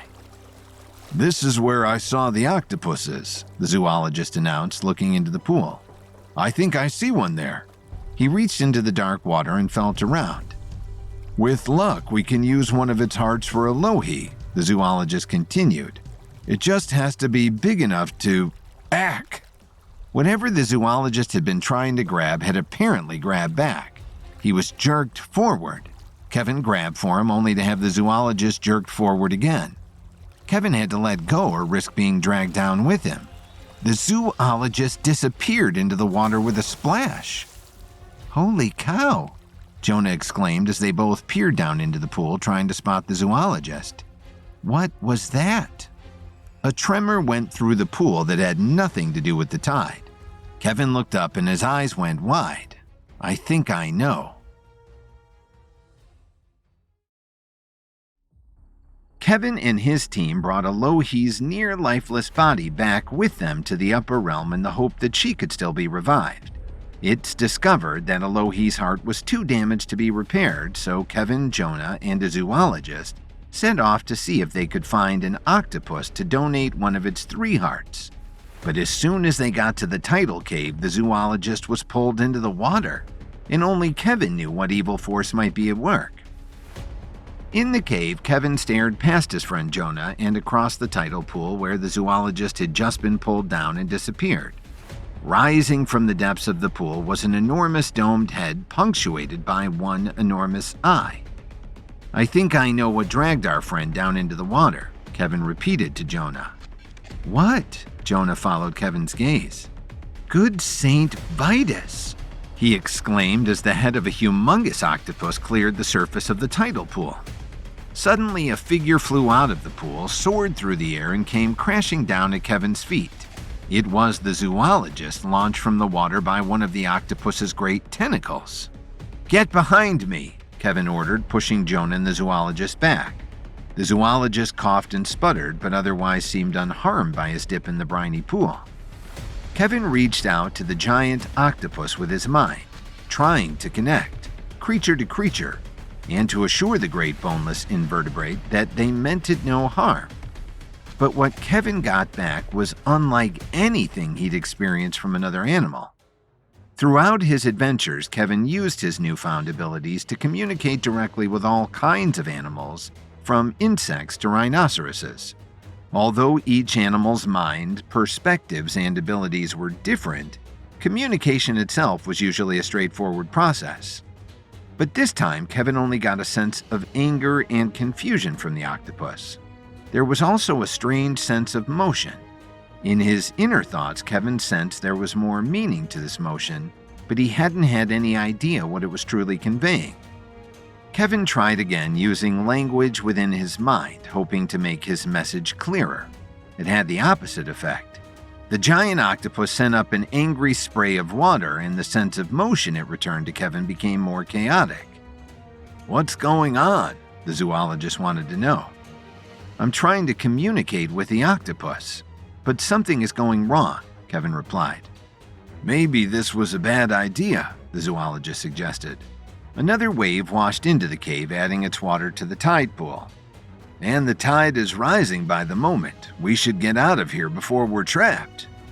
You can leave if you want. Kevin didn't take his eyes off the octopus. The thrashing tentacles were adding to the waves in the pool. But this is our best hope to return Alohi to life. I'm not leaving, Kevin said with resolve in his voice. What's the problem? Are they mad that we want a heart? Jonah asked. I didn't even get that far, Kevin yelled back as the octopus sent a wave of water flying at them. I can't understand what it's trying to tell me. It's all just like... Kevin waved his arms in the air, trying to convey the sense of the motion he was getting from the tentacles.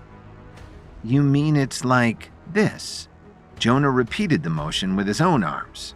Kevin was inherently athletic and a trained martial artist, but Jonah was a ballet dancer who had come to the upper realm to refine his abilities in his art form. He turned Kevin's vague movements into fluid gestures that conveyed intention, meaning, and emotion. The giant octopus let out a squawk that echoed through the cave. Two more of its tentacles rose out of the water and flailed through the air, showering them with spray. Jonah and the zoologist backed up until they hit the cave wall. Sorry, Jonah called. I shouldn't have said anything. But Kevin was watching the tentacles. They repeated Jonah's sinuous movement perfectly. It wasn't what you said, Kevin realized aloud. It was what you did. It was your dancing. Kevin reached out to the octopus again. He still couldn't get a clear exchange of ideas, but the octopus was less agitated and perhaps a bit more curious. He delved deeper into the octopus's mind and made a startling discovery. "Jonah, I'm going to need you for this," Kevin told the dancer. "Come stand here by me." Although he was terrified, Jonah stepped up beside Kevin. "Were you just trained in ballet, or did you learn other forms of dance and movement?" Kevin wanted to know. "Kevin, this is a heck of a time to go over my CV." Jonah jumped as another incoming wave washed over their feet. The entire cave was now inches deep in water. "But yeah, I've studied every type of dance there is. From arabesques to Zumba, you name it, I've done it." "Good," Kevin replied, "because I suspect that octopus communication requires a lot of physicality. My mind-to-mind trick isn't enough here. I'll speak aloud as I send it my thoughts, but I'm going to need you to convey the same thing with your body." "Are you seriously asking this guy to do an interpretive dance while you tell this cephalopod a story?" shrieked the disbelieving zoologist, who couldn't help, even in his fear, to use the exact scientific name for the creature who was terrorizing the trio. "That's exactly what I'm asking," Kevin replied. "Jonah, can you do it?" Jonah gave a solemn nod. "I was born to do it." Jonah hummed the score to a modern ballet piece while Kevin began transmitting the story to the octopus, starting with Kevin's arrival in the upper realm, continuing to his descent to the lower realm, the death of Alohi, the keeper of the White Tower, and the journey Kevin and his friends had made to bring Alohi's body back. Throughout the story, Jonah wiggled and wriggled. He waved his arms and legs, conveying the sense of Kevin's words in a manner that was like language to the octopus. As the story progressed, Jonah's body limbered up. His spine waved like a flag, and even his neck and head began to feel boneless and flexible. As the performance went on, the giant octopus calmed, seemingly entranced by what it saw. More and more octopus heads popped out of the water to watch Jonah's riveting dance. By the end, the heads began ducking below the water, only to come up again. The tide had risen so much that half of Jonah's performance was underwater. Kevin ended his story with a respectful request to the octopuses that if they wanted to help restore the stability of the upper realm, one of them could volunteer a heart to replace Alohi's damaged one. Once complete, Kevin and Jonah joined the zoologist on a higher rock to await the octopus's response. The largest octopus replied immediately, conveying its response telepathically and through movement. Kevin felt that after watching the creatures and after watching Jonah's dance, he had a better understanding of the language, but he looked to Jonah to confirm. "I get the same feeling," Jonah agreed. "This is their home. They want to help Alohi and restore the upper realm to stability. The big one is offering one of its own hearts." The zoologist gaped at the massive octopus. There's no way one of its hearts would fit in Alohi's body." He realized that might sound rude. "But please thank it for its generous offer. Perhaps one of the smaller octopuses would also be willing." Together, Kevin and Jonah conveyed the message to the giant cephalopod. There seemed to be a moment of consultation, and then another smaller octopus swam up to the ledge where Kevin and the others were perched. Kevin estimated that this octopus weighed about the same as Alohi herself. The zoologist gave it a quick examination. "This octopus has scarring on one of its sets of gills," he told Kevin. "I believe it cannot take any oxygen from the water on this side. That means the heart that normally pumps blood through these gills has gone to sleep in a way. We can remove it without causing this noble creature any real loss. Its other two hearts will continue to work normally." Kevin had come prepared with all of the herbal concoctions needed for the operation to remove the octopus's third heart. He gave the octopus a mash of herbs to make it unconscious and so that it would not feel any pain. This zoologist used Kevin's night dagger to quickly make the necessary incision behind the octopus's non-working gills. The job of sewing everything up again fell to Jonah, who, from his time in the theater, was used to repairing costumes and reattaching ballet slipper ribbons. Less than a minute from when they began, Kevin slipped the heroic octopus back into the water where it was received by its companions, who would nurse it through its recovery. The zoologist examined the heart they had removed from the octopus. It was covered in the octopus's blue, copper-rich blood. "This is the most incredible thing I've ever experienced," the zoologist declared. "I just hope it hasn't been for nothing. The tide is now so high that we can't possibly escape back out of the cave the way we came in." Indeed, the water was now higher than the roof of the cave entrance. Kevin and the others were perched on a rock only a few feet from the ceiling, and the water continued to rise. Kevin was about to explain about his underwater breathing pills, which he had also brought with him, but before he could open his mouth, Jonah jumped to his feet. "I can take care of that," he declared. Before Kevin could stop him, Jonah did an ecstatic tentacle-like dance on the rock. "Jonah, I don't think that's actually," was as far as Kevin got before 3 tentacles whipped out above the water, seized Kevin, Jonah, and the zoologist, and dragged them under the water.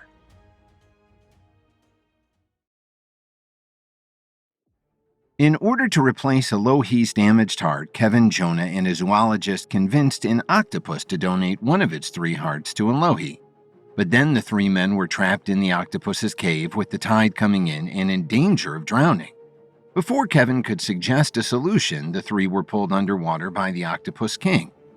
Kevin had just time to take a deep breath before the Octopus King's giant tentacle pulled him into the tidal pool at the back of the cave.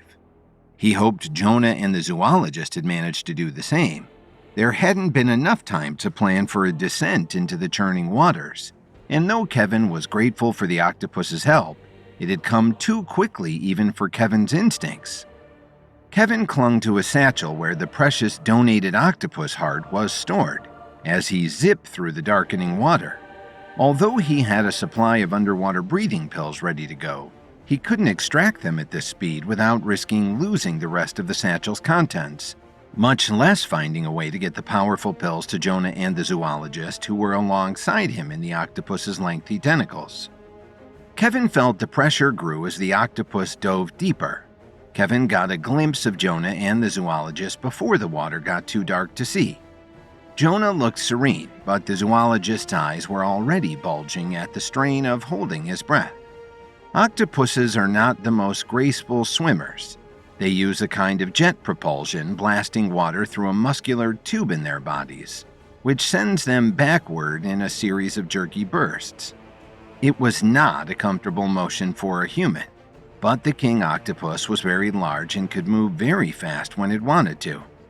Kevin felt them move through the underground tunnel that connected the tidal pool in the sea cave to the rest of the Sea of Possibilities.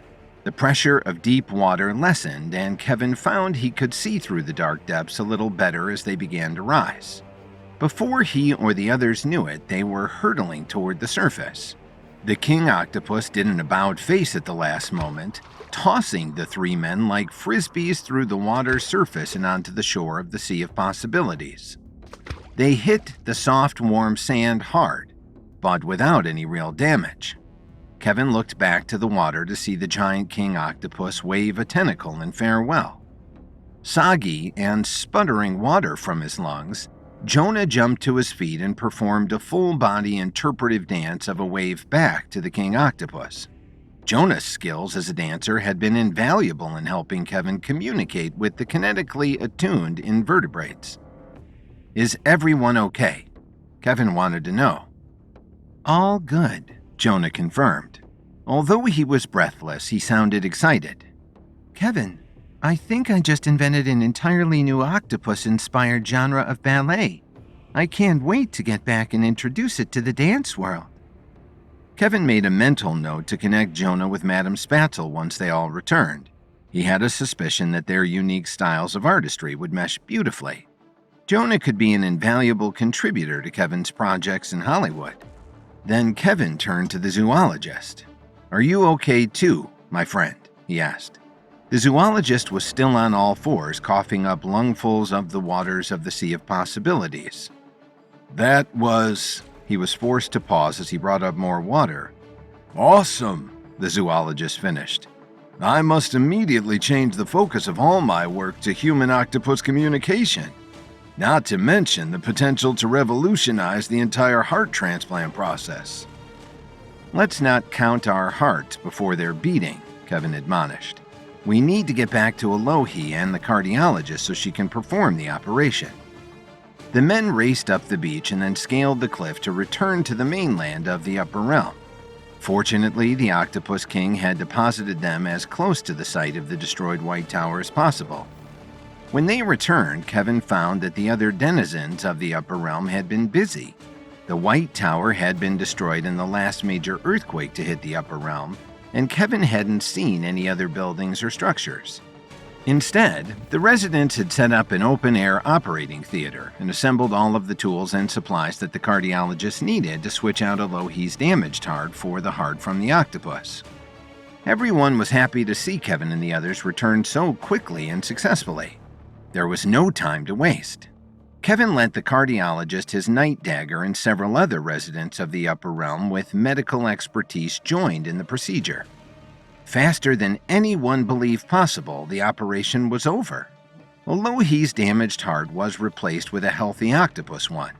Kevin pushed some of his herbal remedies onto Alohi's tongue to ensure that her recovery was as quick and ensured as possible.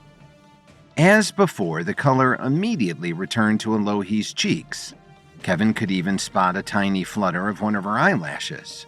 But then the keeper of the White Tower's lips began to turn blue again.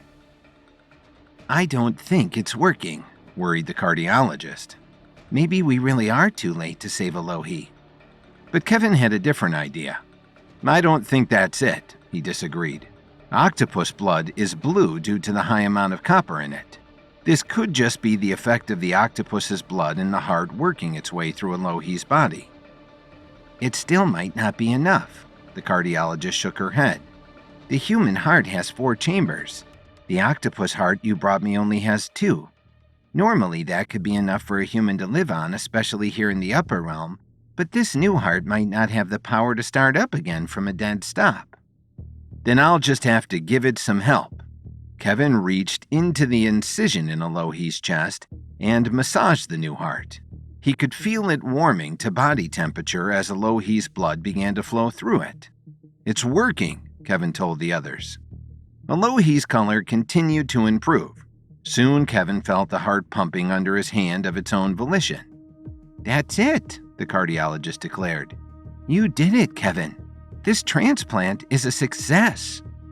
The medical people quickly closed up Alohi's chest, and Kevin applied a healing herbal poultice to the incision. The effects of the many herbal pills Kevin had swilled into Alohi's system were also kicking in. Alohi was breathing easily on her own, her color was good, and already she showed signs of stirring. I'll stay with Alohi, Kevin told the medical team. You go let the rest of the Upper Realm residents know that the transplant was a success. The medical team filed out of the makeshift operating area, patting Kevin on the back and offering their congratulations as they went. Every one of them had been inspired and awed by Kevin's accomplishments. Each of them was eager to return to their mundane lives and put all of their new ideas into practice.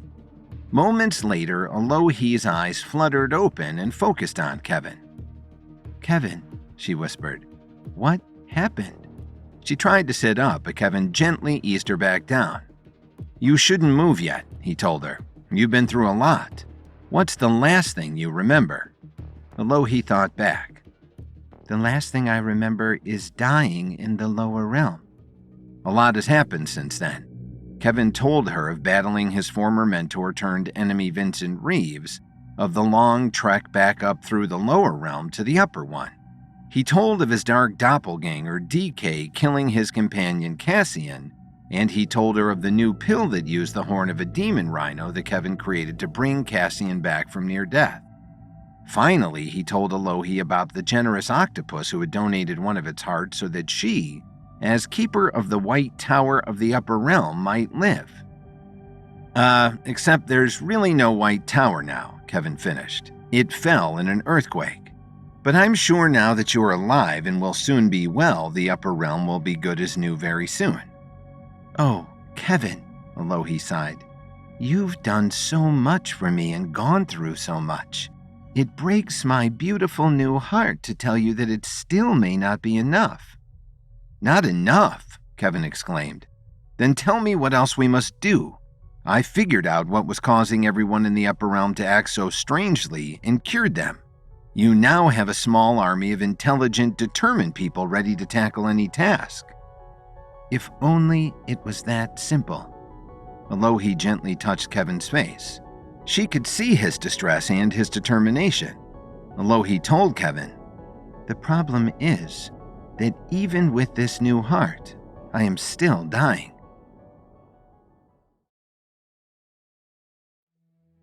In order to replace Alohi's damaged heart, Kevin, Jonah, and the zoologist convinced an octopus to donate one of its 3 hearts to Alohi. But even once Alohi was miraculously restored to life, she had shocking news for Kevin. She still does not have long to live. Kevin stared at Alohi in shock. "You cannot be dying. All the medical people here believe you can still make a full recovery, and I can use my mastery of the herbal arts to help you as well." Alohi smiled gently at Kevin. "This is not a physical problem that can be fixed with surgery, or medicine, or even your herbal skills, Kevin. The disarray and disharmony of the Upper Realm has taken too great of a toll on me. The damage is irreversible." "But you are the keeper of the White Tower of the Upper Realm," Kevin exclaimed. "What will happen to the Upper Realm if you die?" "The Upper Realm will cease to be," Alohi answered. "I can't allow that to happen," Kevin declared. "The Upper Realm is too important to everyone here, as well as to the future and the security of the Foundation. How else will those with levels hone and perfect their abilities and reach master status if they can't come here?" "They would not be able to. All of that would die with me," Alohi said softly as she confirmed Kevin's worst fears. "But there is still hope. I was not the first keeper of the Upper Realm." Kevin thought back to the small statue he had found under Alohi's pillow. Kevin's experience with antiquities enabled him to identify it as a pre-colonial wooden carving from the Hawaiian Islands. Furthermore, the carving indicated that this statue was of an important spiritual leader, and that it was unmistakably Alohi. "You came from the ordinary world, didn't you?" he asked. "That's right. But I was destined to become the keeper of the White Tower of the Upper Realm when the last keeper neared the end of his life. In the same way, the next keeper is now somewhere in the Middle Realm." Alohi laid back to rest. Kevin could tell that she was tired already and decided to keep things as short as possible. "If I can find the next gatekeeper and bring that person to the Upper Realm, then the Upper Realm will be saved," Kevin asked. Alohi nodded. "It will be a difficult and dangerous quest, Kevin, and you will have to accomplish it without having mastered your levels." "I will find a way to succeed," Kevin promised. "Can you tell me how much time I have?" "Not exactly," Alohi answered. Kevin could see she was fading into a restful sleep. "I will hang on as long as I can. And of course, you know time is not the same in the Upper Realm as it is in your world. But first you must rebuild the White Tower. It is essential to me and the Upper Realm." Alohi fell asleep. Kevin pulled the covers up to her chin to keep her warm and went to join the other residents of the Upper Realm to discuss what must be done next. Everyone crowded around Kevin when he joined them, yelling questions and concerns about Alohi. Kevin held up his hands for silence. "Alohi is sleeping peacefully for now," he announced. He decided to keep the sad news that Alohi was also dying to himself. So many people had worked so hard to help bring her back, he didn't want to bring their spirits down now. Alohi had said nothing and no one could help her, and Kevin believed her. A few of the people with medical backgrounds went to sit with Alohi while the rest stayed. "We've been talking about what to do next," the cardiologist told Kevin. "We were saying that we need to devise a permanent shelter for Alohi." "Alohi told me we must rebuild the White Tower," Kevin told everyone. "That's what we were thinking too," agreed another man. "I'm a master builder and I think I know how it can be done, especially if we all work together." "But what's the point when another earthquake could come along and knock it over again?" someone else asked reasonably. Now that the interloper has been kicked out of the upper realm and everyone here returned to their rightful minds, the earthquakes may stop, Kevin pointed out. The interloper had been Kevin's old enemy, Gwen Archer, who had reached the upper realm without first achieving the necessary mental state. The upper realm's existence relied upon everyone there functioning at a similar frequency. Gwen's presence had caused Alohi to fall ill. Her presence had caused the earthquakes as well as other disasters. Kevin had pushed her into a whirlpool in the sea of possibilities that had swept Gwen away, hopefully forever. But what if the interloper comes back? Someone asked. Or what if someone else finds a way into the upper realm by cheating? Another person called. Kevin knew that these questions weren't without merit, and like a good scout, Kevin always liked to leave a place better than how he found it. I agree that if we can find a way to improve the structure so it won't fall again, that would be best, he told everyone. As I see it, the master builder began, the tower fell because there wasn't anything holding the blocks together. That's an ancient way of building, and in places without any seismic activity, it works just fine. Back in the ordinary world, we use materials to dampen the shock and reinforce concrete in areas prone to earthquakes. But we don't have those resources here. Kevin considered the problem. Many of the marble blocks the White Tower was made of are still intact. We could use them again, but this time use a cement or similar substance to hold them together in case of another earthquake. It would have to be very strong, given the weight of those blocks, the master builder warned. But it would also need to have flexibility. If it's too brittle, it will just crack and the tower will come down again. Plus, we'd need to be able to make it given the limited tools and supplies we have here. I've been perfecting my craft for 30 years and I can't think of any substance like that. I can, Kevin exclaimed, thinking back on his adventures. Kevin and his friends had stopped evil billionaire Quentin Covington from destroying the Earth, so all the rich people would pay him top dollar for luxury condos on his space station, Silky. As a part of his plan, Quentin had developed a number of technological advancements, some of which were based on very old knowledge. I first came upon it in the jungles of Cambodia at a very old lost temple, Kevin explained. It was a type of resin that the ancient people there had devised. It was incredibly strong but completely flexible. I've seen it used to do everything from patch hot air balloons to hold a massive space station together against all the forces of the cosmos. That sounds like just the ticket, the master builder agreed. And if the ancient people made it with only the resources they had on hand, we should be able to make it here as well. I saw the chemical formula that was used to produce the resin and I can give it to you, Kevin told the master builder.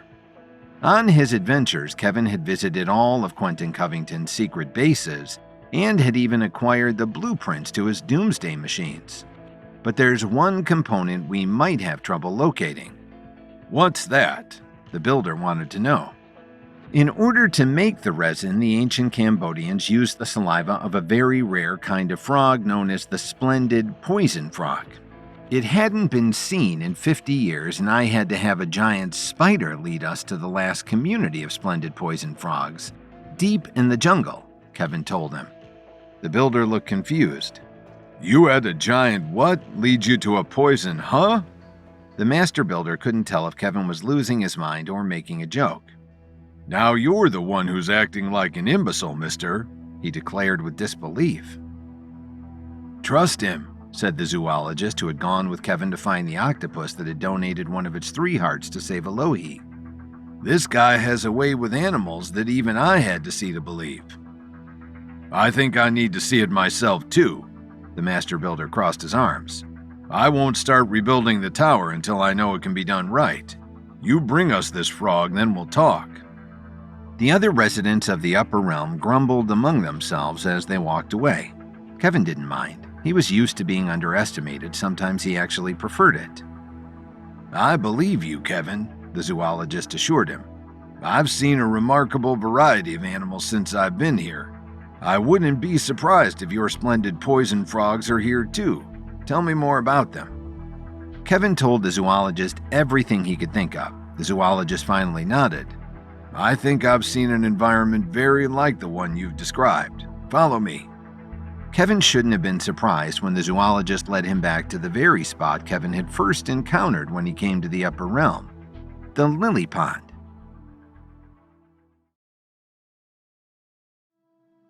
Alohi was restored to life, but she warned Kevin that her time was still short. Kevin must search the upper realm for the next person worthy of becoming the keeper of the White Tower of the upper realm before Alohi dies forever.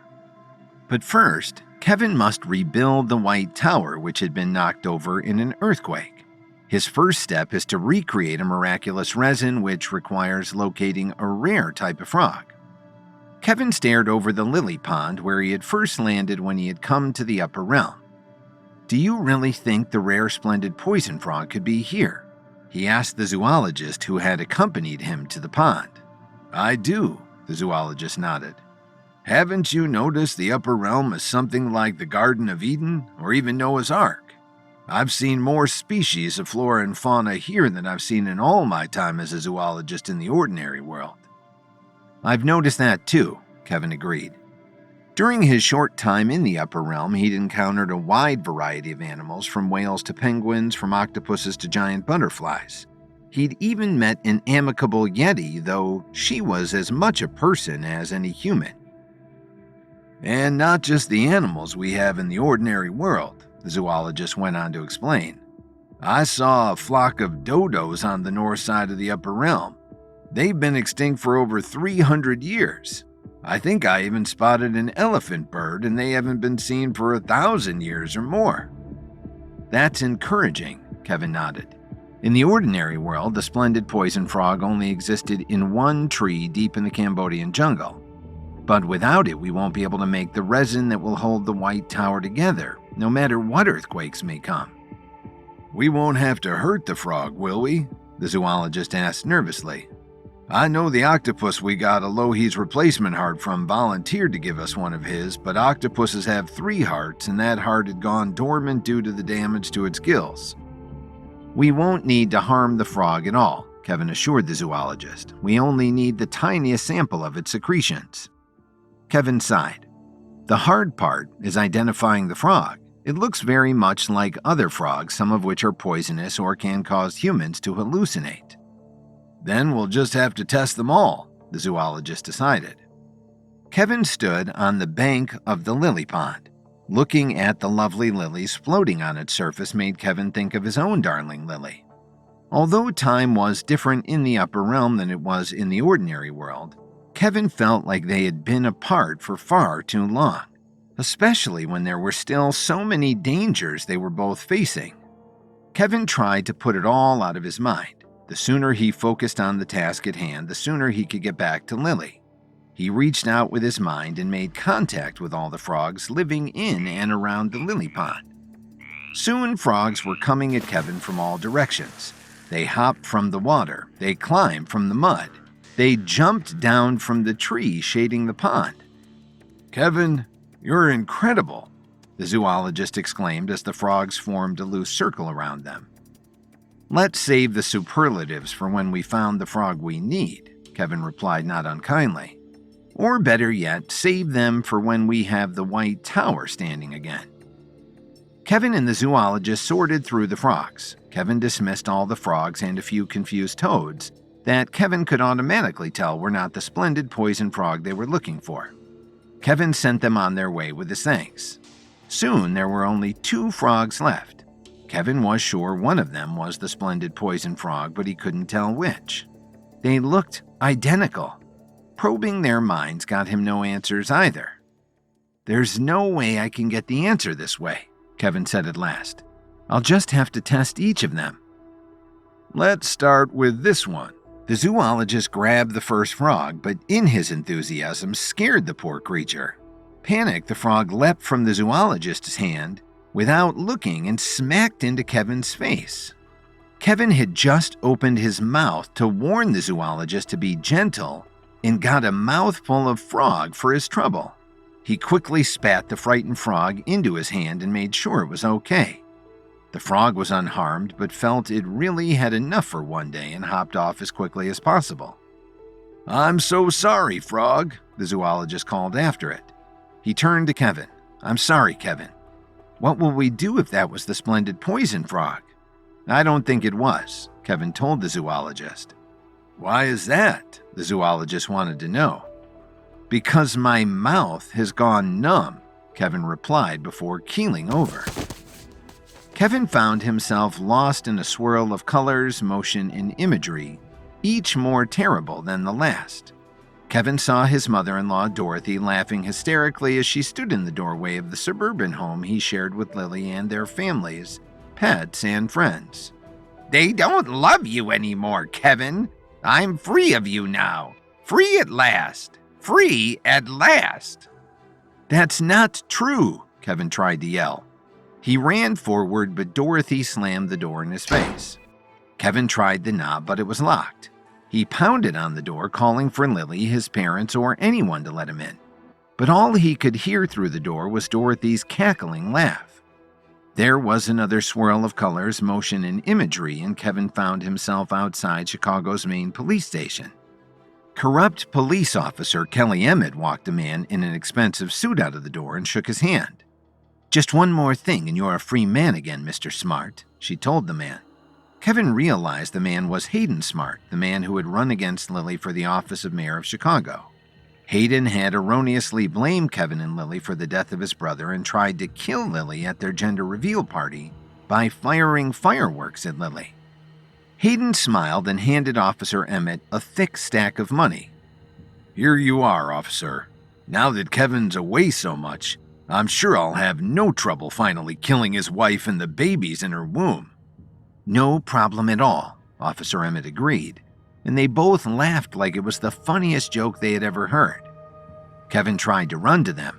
He wanted to strangle Hayden with his bare hands and make sure Officer Kelly Emmett never had another chance to take a bribe ever again. But there was another swirl of colors, motions, and imagery, and the whole scene changed. Kevin found himself someplace he'd never been before. It looked like a small museum of shoes with beautifully lit cases of designer footwear displayed from floor to ceiling. Juanita Hernandez lounged on a divan in the middle of the room. Kevin Williams killed both my sons. My beautiful babies, Juanita snarled. This much was true. Kevin was responsible for the death of Andre Hernandez, shot dead on a Chicago dock like a wharf rat. D'Angelo Hernandez had been killed by Kevin in retaliation for his and Juanita's kidnapping of Lily.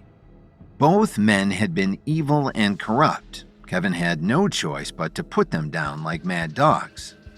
They took my babies from me, but now I'll have the perfect revenge on Kevin and Lily Williams both, Juanita declared. The other woman on the divan had a cocktail in one hand and a cigarette in the other. She nodded enthusiastically. Kevin suddenly realized these visions could not be real because the other woman was Nancy, Lily's pregnancy pal and longtime house guest. But here Nancy was, smoking and drinking despite her obvious pregnancy. There was no way Lily would ever be friends with a woman like that. These must be hallucinations.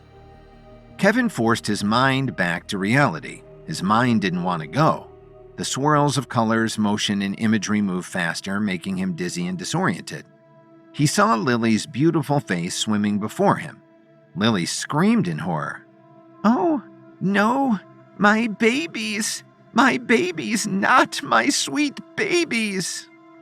It's not real, Kevin tried to yell back. Lily, it's just my hallucinations. It's not real, Lily. But Lily's voice continued, screaming and calling his name. Kevin! Kevin, where are you? Come back to us, Kevin! Kevin couldn't find a way to reach Lily. Everything was an insane whirlpool of colors, motion, and imagery. He could still hear her calling. Kevin! Kevin, where are you? Come back to us, Kevin! As everything suddenly went black. Kevin! Kevin, where are you? Come back to us, Kevin!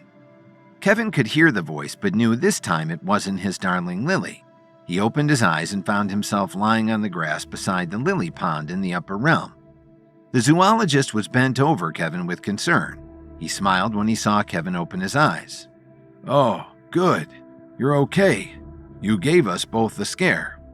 He motioned to the frog he held, carefully cradling it this time. The frog also looked solemnly concerned, but this is a common expression for frogs and doesn't necessarily mean anything. Kevin carefully sat up.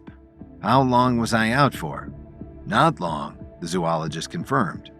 What happened? The last thing you said before you passed out was that you didn't think that the frog that got away was the splendid poison frog we need. But you didn't say why. Because the frog that got away had hallucinogenic properties, as I just found out personally. Kevin shook his head to clear the last of the disturbing images. And that's not a trait the splendid poison frog has. The zoologist motioned to the frog in his hand. That must mean this little guy is the real splendid poison frog. Kevin agreed. They quickly got the secretion sample from the frog and sent it on its way with their thanks. Let's get this back to the master builder as soon as possible, Kevin told the zoologist. No matter how many times Kevin told himself it had just been a hallucination, he suddenly found himself anxious to get home again as soon as possible. He feared that Lily might be in grave danger at the hands of her new supposed best friend, Nancy.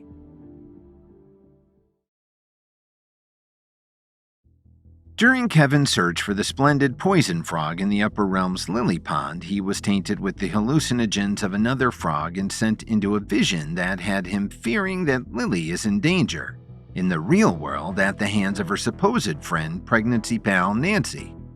After Kevin recovers, he and the zoologist, with the frog specimen obtained, return to the tower to create the resin, as Kevin knows he must get back to Lily as soon as possible to rescue her from any danger. Although Kevin was anxious to return home as soon as possible after his disturbing visions of Lily and Chicago brought about by a hallucinogenic frog, he kept his focus on the task at hand.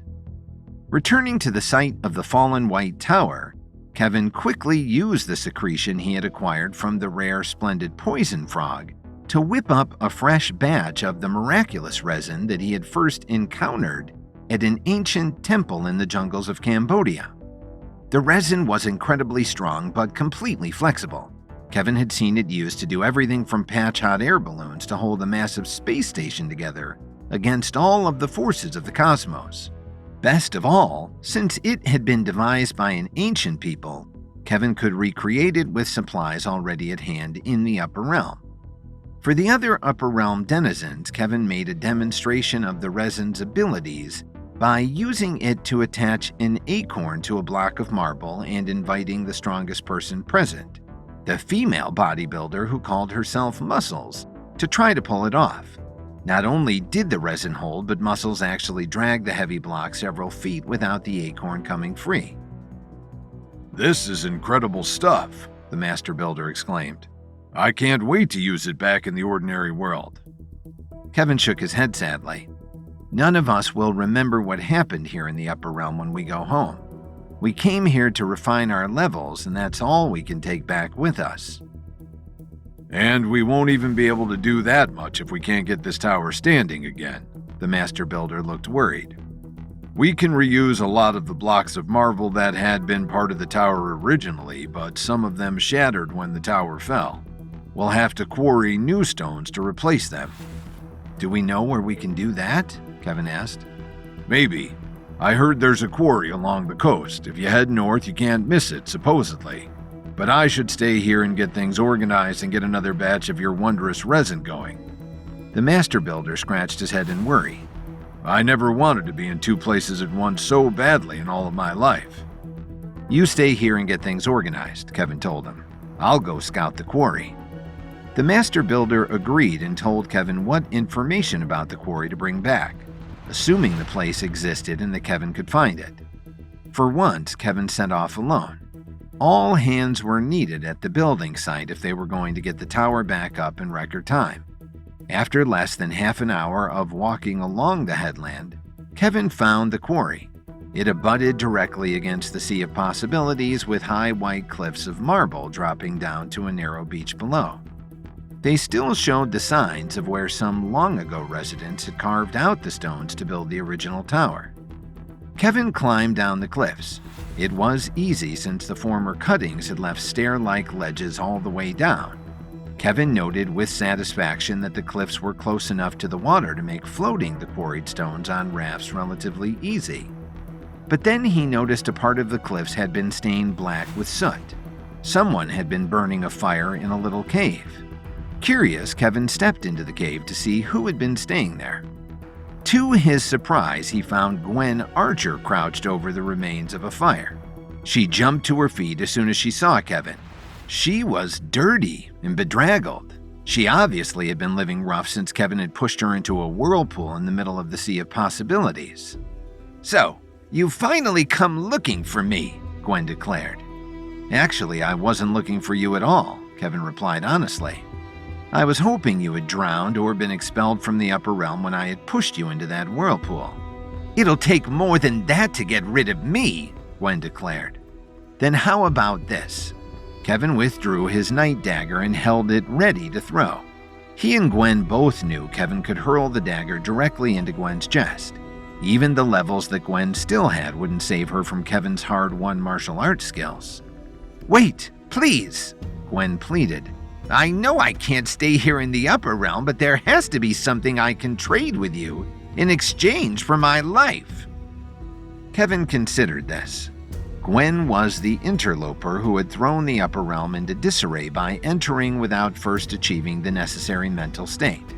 The upper realm's existence relied upon everyone there functioning at a similar frequency. Gwen's presence had caused Alohi to fall ill. Her presence had caused earthquakes and other disasters. Kevin had no idea how Gwen had cheated her way in. It would be worth knowing how it had been accomplished, if only to try to prevent others from entering the upper realm in the same way. "Tell me how you came to be in the upper realm without achieving advanced levels, earning clues to the portal to the upper realm, or even achieving the correct state of mind," Kevin demanded.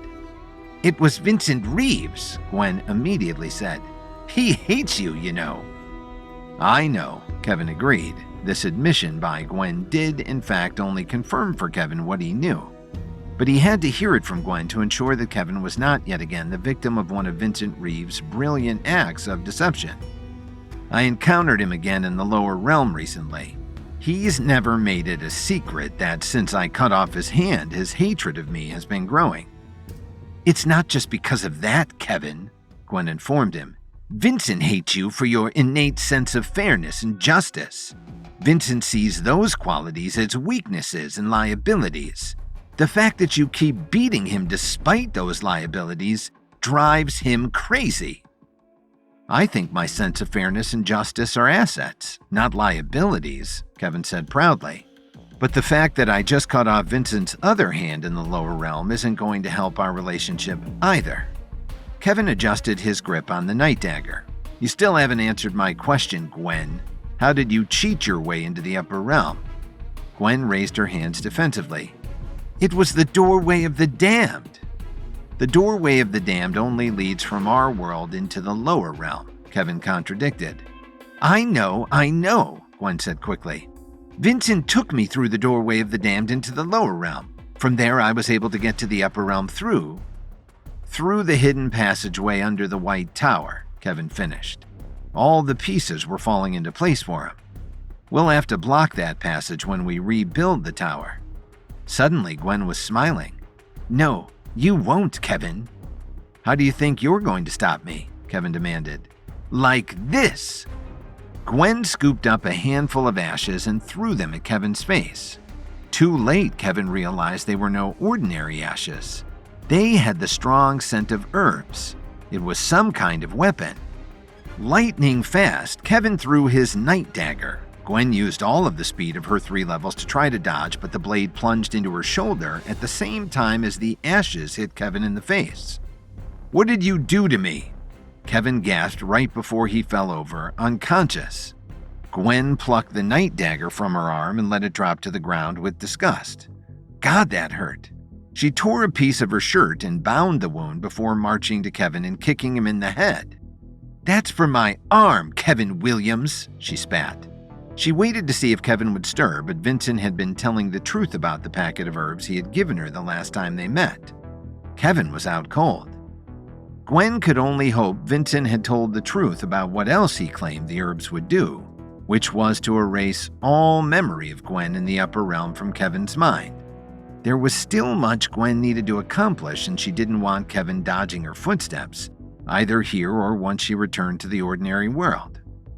Gwen knew people weren't supposed to remember their time in the upper realm once they returned to the ordinary world, but there was no telling what amazing thing Kevin Williams would accomplish next. Gwen wasn't taking any chances she didn't have to. A few minutes later, Kevin awoke on the floor on the little cave, unsure of what had happened. He remembered coming to check out the quarry and seeing the little cave, but after that, things went dark. He looked around. Maybe there had been another earthquake and he had hit his head. His head was sore. Kevin didn't see anything he could have hit his head on, though he did spot his night dagger lying on the ground. That was strange, as was the smear of blood he found on the blade. Kevin cleaned his most cherished weapon carefully but couldn't find any cuts to explain the blood. Unable to solve the mystery, Kevin decided to put it aside for now and concentrate on the task of scouting the quarry. He went back outside and made the measurements the master builder had asked for. At one point, he paused and looked up at the sky, blinking. He was trying to remember if they ever figured out who the interloper was who had caused so much trouble in the upper realm. He thought he had discovered their identity, but as he racked his brain, he came up with a complete blank. Since the interloper's arrival, some people had come back to the ordinary world from the upper realm insane or with damaged memories. Kevin worried that this sense he'd discovered the interloper's identity when he clearly hadn't was a sign the upper realm was affecting his own sanity. Mission complete, Kevin climbed back up the cliffs as quickly as he could. He was in a bigger hurry than ever to get back to his own world.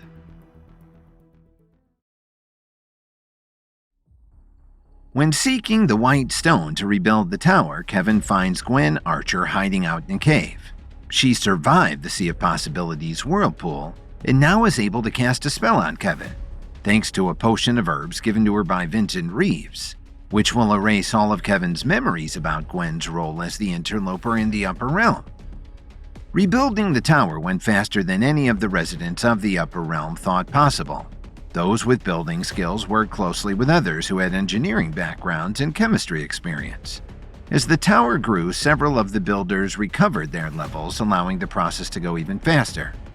The whole time the tower was being built, Alohi stayed in a makeshift shelter. She was attended around the clock by the residents with medical backgrounds. Kevin checked in on her several times a day. "There's no change in Alohi's condition," said the cardiologist who had performed the operation to replace Alohi's damaged heart with one donated by a generous octopus. "At least that's some good news, right?" Kevin asked. "It's not bad news," she replied. "But Alohi isn't getting any better either. She is still weak and tires easily. If only I had been able to identify who the interloper in the upper realm was," Kevin berated himself. In fact, Kevin actually had identified the interloper as his old enemy from Chicago, Gwen Archer. But Gwen had dosed Kevin with a mixture of burnt herbs given to her by Vincent Reeves that caused Kevin to forget that Gwen had ever been seen in the upper realm.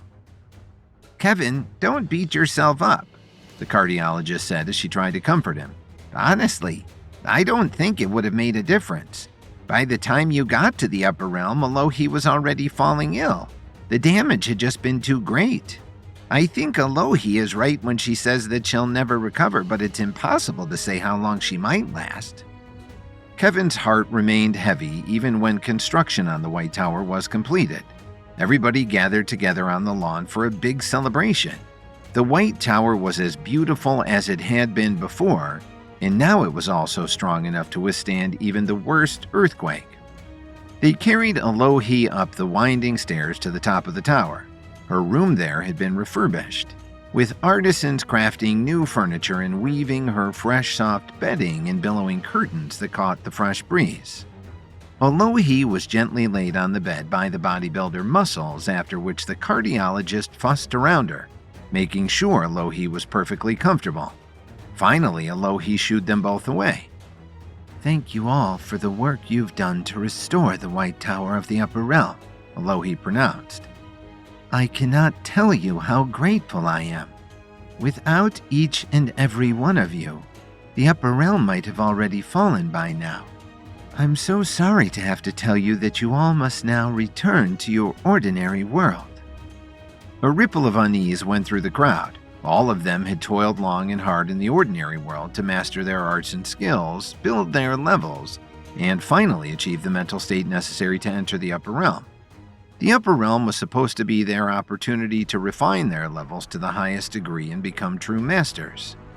The upper realm is too precarious for you to stay here any longer. The damage done by the interloper needs time to dissipate, and for harmony to reassert itself across this plane of existence. Alohi went on to explain. "But this was our one chance," somebody in the crowd protested. "A person can only come to the upper realm once in their lifetime. If we leave now, all of our hard work and struggles will be for nothing." "I know this was not the experience of the upper realm you had been hoping for," Alohi said gently. "These are extraordinary circumstances indeed. The upper realm has never faced turmoil and difficulties as it has in recent times. That is why all of you will be granted a second opportunity to revisit the upper realm once stability has been restored." "When will that be?" someone else asked. Alohi looked directly at Kevin. "That I cannot say. There is much to be done, and it is impossible to know it and when it will be accomplished." Alohi turned her gaze back on the crowd in general. "But know that, if at all possible, you may visit here again. You are the only people who will ever be granted a second chance at the upper realm. When you go home, some part of you will know to stay prepared and vigilant for your second opportunity." The crowd chatted excitedly amongst themselves. Kevin could see that even her short speech had exhausted Alohi, and she laid back on her pillows, looking weaker than ever. The cardiologist saw it too. She clapped her hands for everyone's attention. "Okay, people, let's get out of here and allow Alohi the rest that she needs." Everyone began filing out of the room. Alohi grabbed Kevin's sleeve as he passed. "No, Kevin," Alohi whispered. "I have more to say to you. You must stay behind with me." Kevin agreed to stay, lingering at the back of the room until everyone else was gone. Only then did he approach Alohi's bed once again. "Are you sure you want to do this now?" he asked her. "Can't this wait until you've had time to rest and regain at least some of your strength?" "There is no more time," Alohi told Kevin. "Even now the others are departing for the ordinary world. Look out the window." Kevin did what Alohi asked. Looking out the window, he could see all of the residents of the upper realm gathered on the lawn below. He could hear them chatting, no doubt discussing the startling news that Alohi had just related to them. Even as Kevin watched, people began disappearing, slowly fading out of sight like specters in the dawn. "But who will take care of you if everybody else goes?" Kevin wanted to know. Alohi gave a wan smile. "I do not need as much care as your medical people think, but the Yeti will come and stay. She will take care of the few needs I have." That made Kevin feel better. He had met the friendly Yeti on the mountain, and he knew that she would take good care of Alohi. "I asked you to stay because we must discuss your next quest, Kevin. You must find the one who will become the keeper of the White Tower of the Upper Realm after me.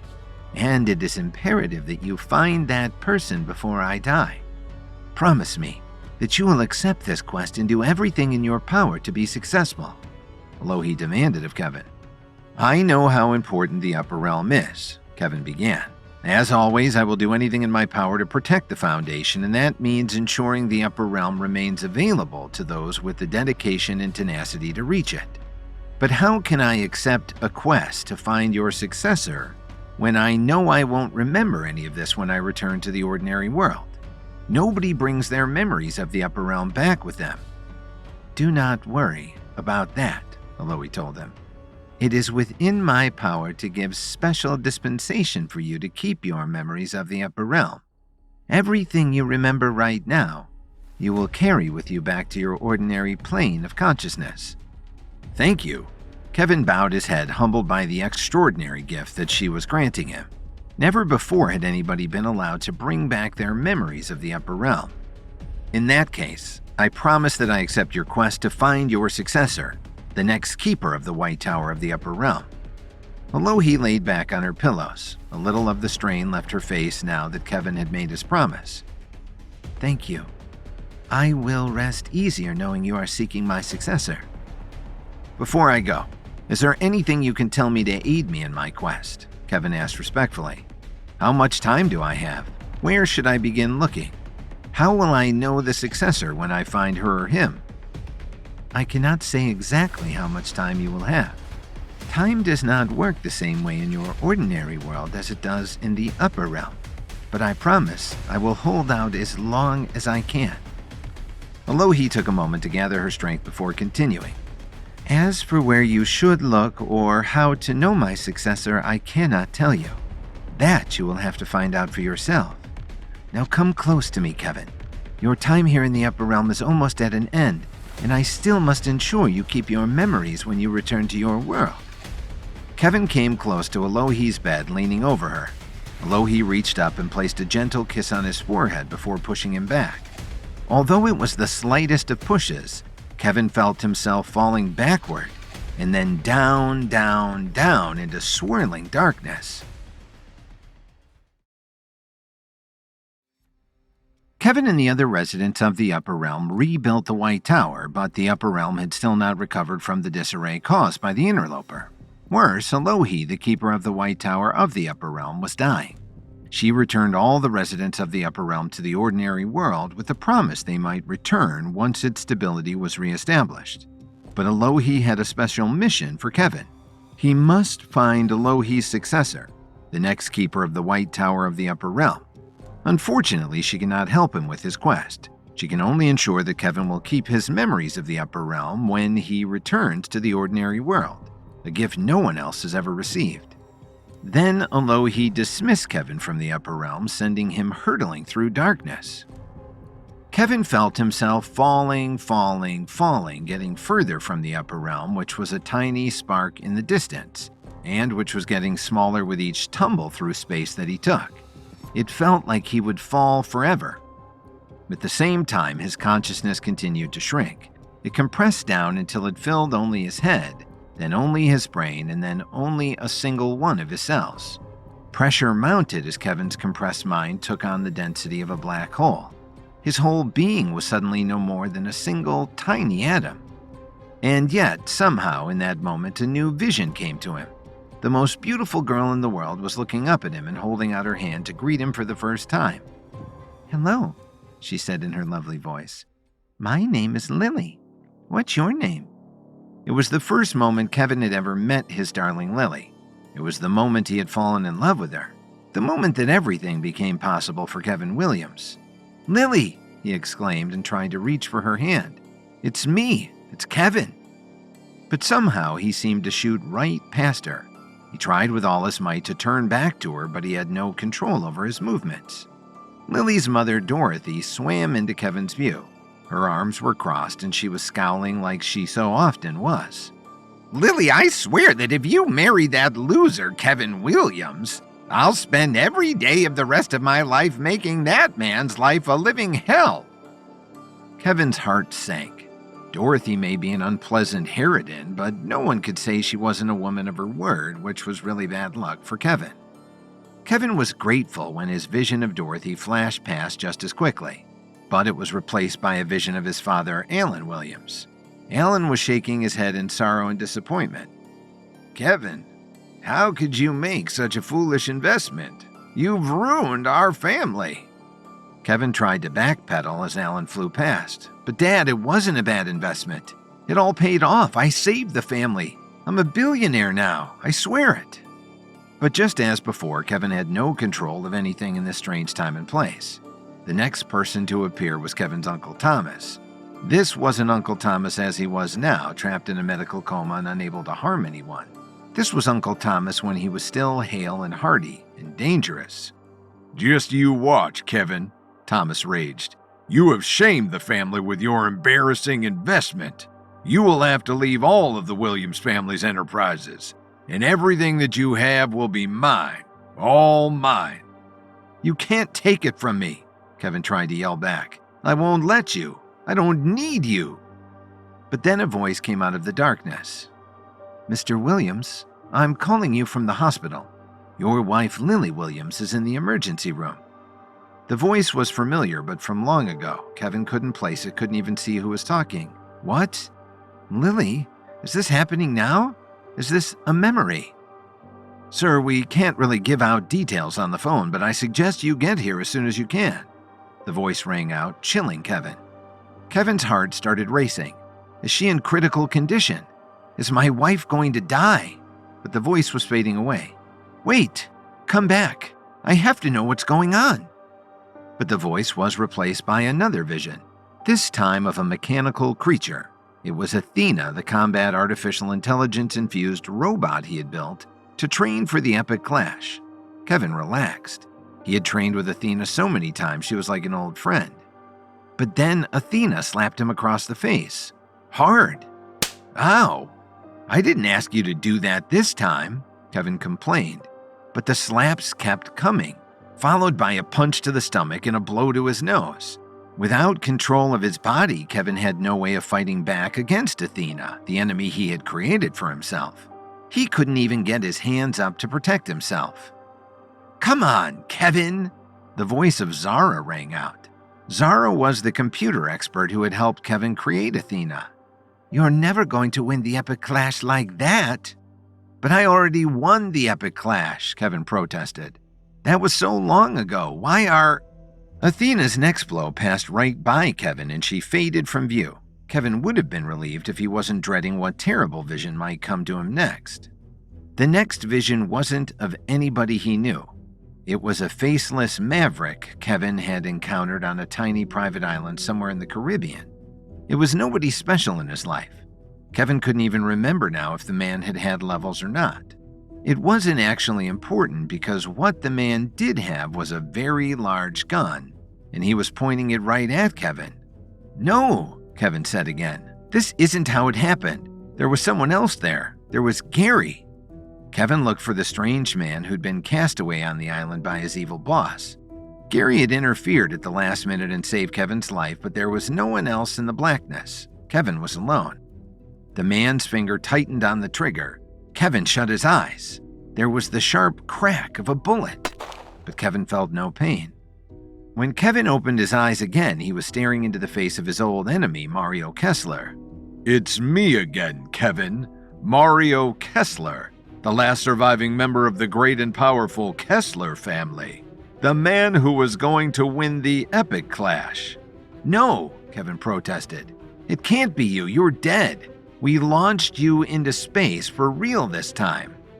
And this time I really did find my true powers. Powers beyond levels, beyond anything you could ever even dream of, Kevin Williams. I became a god in the space between the stars, and I'm not the only one. A second vision joined the first. This one was Quentin Covington, the evil billionaire who had planned to melt the Earth's ice caps, flood the planet, and force all the billionaires to buy condos on his luxury space station. "I'm not dead either," Quentin crowed. "You thought I was buried in the wreckage of my beautiful, beautiful space station, but I'm still here. I'm coming for you, Kevin. We're both coming for you, and this time there's no way you can survive." Mario and Quentin seemed to grab for Kevin at the same time. There was nothing Kevin could do, but like all the visions before them, these and the people in them passed him by, disappearing into the blackness. For a long time, there was nothing else. Kevin began to worry if something had gone wrong when Alohi tried to send him back to the ordinary world. She hadn't been very strong. Perhaps he would be trapped in this terrible void forever. But then a new vision came to Kevin. He saw Vincent Reeves laughing triumphantly. He was holding up his arms, but where the stumps of the hands that Kevin had cut off should have been were two sets of wicked blades. You think you defeated me, Kevin, with all your goodness and fairness? Never! You've only made me more dangerous. There was a terrible whirring noise and the blades began to spin as Vincent drove them at Kevin's eyes. Kevin tried to get his hands up to protect them, but he still had no control of his body in this strange state of consciousness. Kevin screamed just as the spinning blades came so close that he could feel the breeze from them on his face. The scream seemed to release his paralysis. He flung his hands over his eyes and launched himself backward. Kevin was falling again, but this time only a short way. He hit the floor with a thud that made his teeth clack together. Wait, there was a floor? Kevin removed his hands and looked around. He was back in the wine cellar that he had modified into a secure screening room in which to watch the Lumiere brothers' antique film in order to achieve the correct state of mind to enter the upper realm. Kevin flopped back in relief, trying to shake off all the terrible visions that had plagued him on his trip back. He was home again, at last.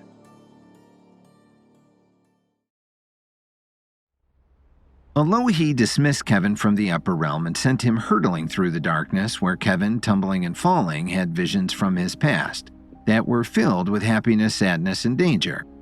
Finally, he landed back in the little screening room Kevin had set up for himself in the home he shared with Lily, where he watched the Lumiere brothers' film that enabled him to enter the upper realm. Kevin picked himself up off the floor of the wine cellar he had modified into a secure screening room. The antique projector was still showing the Lumiere brothers' antique film in a loop. Kevin turned off the machine and checked the time. He was astonished to find that according to the clock, he had only been gone a few minutes. He felt like he had been in the upper realm for days, even weeks. Being away from his darling Lily had been terrible. He could barely believe no time had passed. Perhaps it was just a coincidence that he had returned at the same time of day that he had left.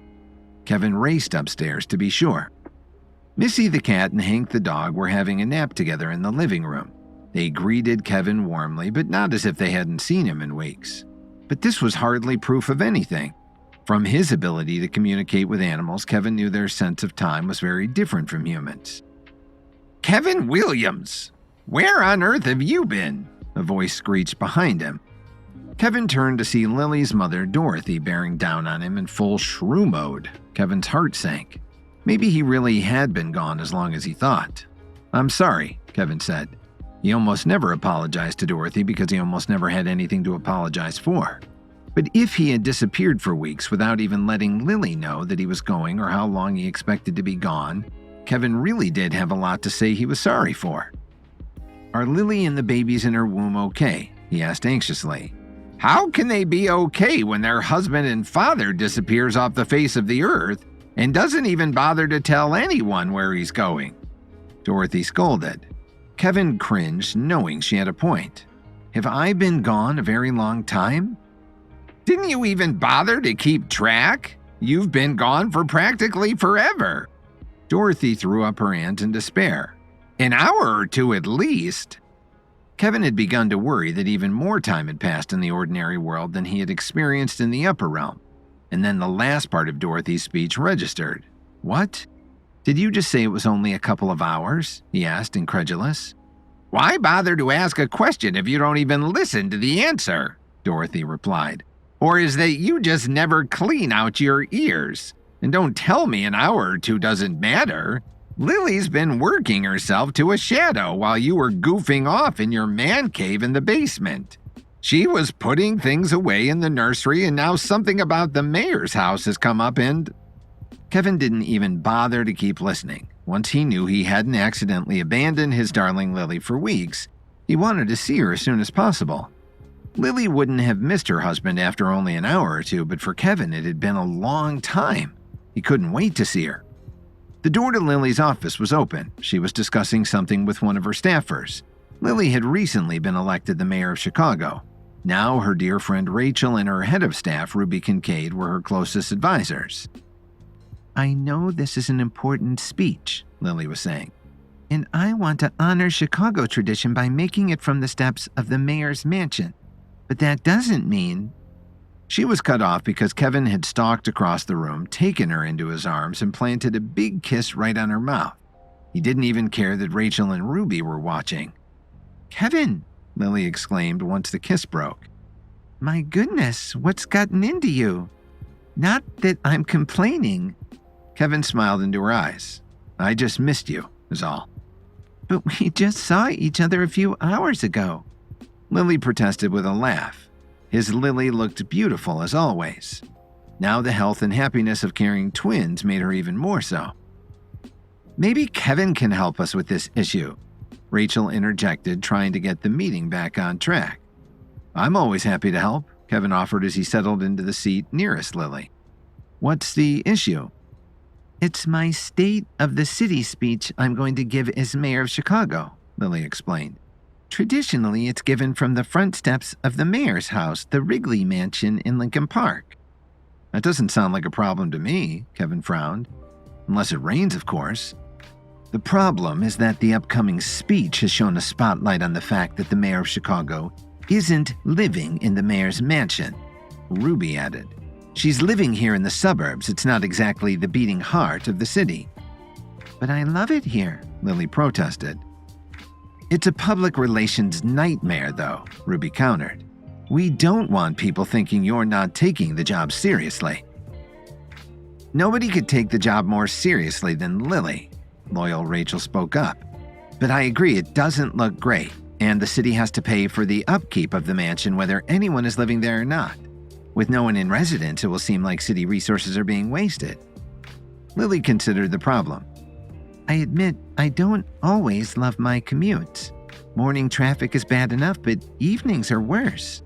And just think how much less you'll love traffic as your pregnancy progresses, Ruby pointed out. If you lived in the mayor's mansion instead of an hour in Chicago traffic at the end of the day, you'd just take a short trip upstairs and be in easy reach of your own bed and bathroom. Lily stroked her baby bump lovingly. So far, pregnancy had agreed with her to an astonishing degree, but she wasn't naive enough to think that there wouldn't be swollen ankles and a shrinking bladder somewhere in her future. Even still. But we just moved into this home, she protested. She turned to Kevin for support. I can't ask you to move again just for my job, and our families are here too. I'm happy to be anywhere as long as I'm with you. Kevin interlaced their hands and kissed her knuckles. In his private thoughts, Kevin added that he wouldn't mind not having Dorothy underfoot all the time either. Lily still looked torn, though. Kevin offered a compromise. What if we only lived in the house during the week and returned to this home on the weekends? Instantly, Lily smiled. I knew you'd have the perfect solution, Kevin. You're always so wise and thoughtful. Besides, you're out of town so often you're used to sleeping in strange places, aren't you? Since Kevin had slept everywhere from a prison cell in Southwest Asia to an improvised hammock on the face of a cliff, he couldn't argue with that. He nodded and smiled at Lily. Lily looked at Ruby. Do you think that would satisfy the citizens of Chicago that their mayor was on the job and taking it seriously? Of course, Ruby replied with a big smile. You're right, Lily. Kevin had the perfect solution. After the meeting ended, Ruby said her goodbyes and left the Williams house. Before she even got down the driveway, she had her employer Juanita Hernandez on the phone. It's done, Ruby told Juanita. Lily will be moving into the Wrigley Mansion in Lincoln Park during the week to take care of her duties as mayor and only return to the family home on the weekends. Perfect, was all Juanita's reply that Ruby could make out. The connection was particularly terrible. What? Juanita, I couldn't hear all of what you said, Ruby yelled into her phone as if that would help. This connection is terrible. Where are you? I'm under the room. Static was all Ruby could make out before the line went dead. Juanita glared at the phone in her hand. She would just have to call Ruby back after she finished with her current task. If Ruby had been able to hear Juanita's sentence, she would have learned that Juanita was presently in the Wrigley Mansion herself. The Italian Renaissance-style mansion had been built in 1897, but had gotten its name when it was bought by the Wrigley family in 1911. The house had over 15,000 square feet, including a conservatory, 8 bedrooms, and a ballroom. There was also a 3-story carriage house with additional bedrooms. Exotic woods, the finest marble, and exceptional stained glass windows by Louis Tiffany lavishly decorated the historic building. However, Juanita was more interested in the basement, which was where she was now. A huge vault had been installed there during Prohibition times. Even the mayor of Chicago hadn't been immune to the call of the demon drink back then. Ruby's grandfather and his business partner, the infamous Chicago gangster Al Capone, had probably been the mayor's suppliers of hooch. Today, Juanita was measuring the space, making careful notes. She was delighted to discover there was exactly enough room for what she secretly planned for this part of the historic mansion. Juanita was going to turn the vault into the most advanced obstetrics operating theater in the world. Then her revenge on Kevin and Lily Williams for the deaths of her two beloved sons would be ready to be put into motion. Kevin returned to Chicago with a mission to locate the next keeper of the White Tower of the Upper Realm before the current one, Alohi, died. Unlike anyone else who has ever gone to the Upper Realm, Kevin has returned to the ordinary world with all of his memories intact, except those that relate to his old enemy Gwen Archer being the interloper who had thrown off the balance of the Upper Realm. Gwen had erased all of Kevin's memories of her in the Upper Realm through an herbal powder Vincent Reeves had given her. There was danger all around Kevin now, even in his mild-mannered house guest Nancy, who had secrets of her own. Nancy sighed as she flipped through a pile of decorative pillows in the home furnishing store. Keeping up as Lily Williams' pregnancy pal was harder than Nancy thought it would be, especially since Nancy wasn't even pregnant.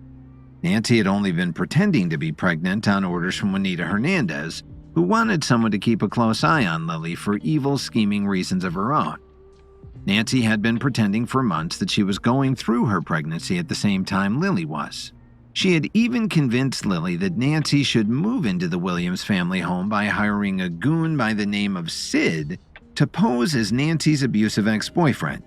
This scheme backfired slightly when Lily had beaten up Sid several times, thinking he was actually a danger to Nancy and her unborn baby.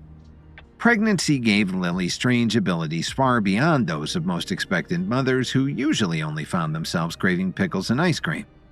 Somehow pregnancy had turned Lily into a vigilante. Nancy reflected that things had further gone pear-shaped, or was that pregnancy-shaped, when Sid decided that his honor required that he take revenge on Lily himself.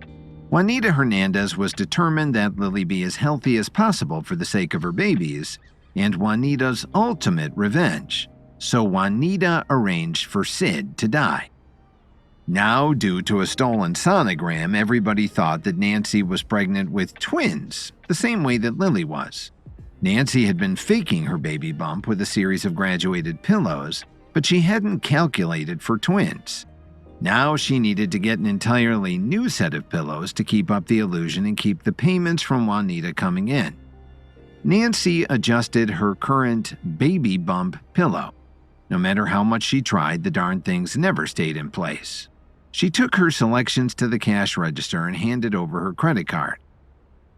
"I'm sorry, ma'am," the clerk said, looking truly apologetic, "but your credit card has been declined. Would you like to try another?" "That's not possible," Nancy protested. "I have lots of money." Juanita had paid Nancy millions to keep her on retainer, and Nancy further soaked Juanita for money at every excuse. Nancy had also scammed kind Lily out of money, either for expenses related to the baby or as donations to the soup kitchen that Nancy pretended that she ran. Nancy handed the clerk another credit card, but it too was declined. Nancy realized that perhaps she had been a tiny bit extravagant lately. Did she really need to bathe in expensive champagne twice a day? And her collection of sports cars no longer fit in the parking garage that she rented for storing them. However, none of that was going to help her continue her pretense of being pregnant right now. Nancy dug through her purse looking for a few spare $1,000. She could feel her face get hot with embarrassment as she heard the people in line behind her mutter with impatience. "Allow me," a smooth male voice said. Nancy caught a glimpse of a black American Express card being handed to the clerk as she turned to see who her rescuer was. Nancy found herself staring up into a handsome face with a close-cropped military haircut. The man gave a little bow. "It's always a pleasure and an honor to help a lady in distress," he told her, "especially one in your delicate condition." "Thank you, sir." Nancy fluttered her eyelashes. "Might I be right in thinking that you are an officer as well as a gentleman?" "That's right, ma'am," he began, but Nancy interrupted. "Oh, please don't call me ma'am. It sounds so old. Call me miss." Nancy saw him eyeing her apparently pregnant belly. "Or better yet, just call me Nancy." All right, Nancy, he continued. And you are correct, I'm a former Army Ranger. He took the bag with the pillows from the clerk and offered to help take them to Nancy's car. Nancy accepted gratefully and took his arm even though he hadn't offered it. I have always relied on the kindness of Rangers, she cooed up at him. Nancy's Ranger gentleman loaded the bulky bags into the trunk of her red Lamborghini. He had to fight to get the tiny trunk to close, but managed in the end through brute strength. There's something about being around a big, strong man that always makes me feel safe, Nancy cooed to him. Then you're an idiot, the man growled as he pulled a gun from his pocket and stuck it in Nancy's face. Hey, what on earth do you think you're doing? You can't point a gun at a pregnant lady. Nancy raised her voice. Help! Help! The man clapped a hand over her mouth. Shut your silly mouth, he demanded. I don't understand, Nancy mumbled into his hand. If you spent more time looking at my face than you did looking at my credit card, you might have realized that I look familiar, the man told her. Nancy stared up into his eyes. They were familiar, if only slightly. She shook her head to show she had no idea who he was. I'm Sid Magnolia's brother, the man snarled, and I'm here to take revenge for the death of my brother. Kevin was surprised when he received a handwritten note from Gwen Archer asking him to come by her office at the earliest opportunity. The note had been written on stationery with a logo of Gwen's real estate company. It was a butterfly with uniquely shaped wings. Kevin frowned at it. He had seen butterflies like that in the upper realm.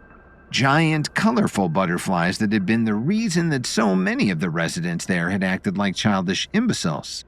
Kevin knew that the butterflies had somehow been tied to the interloper who caused so much trouble for the upper realm.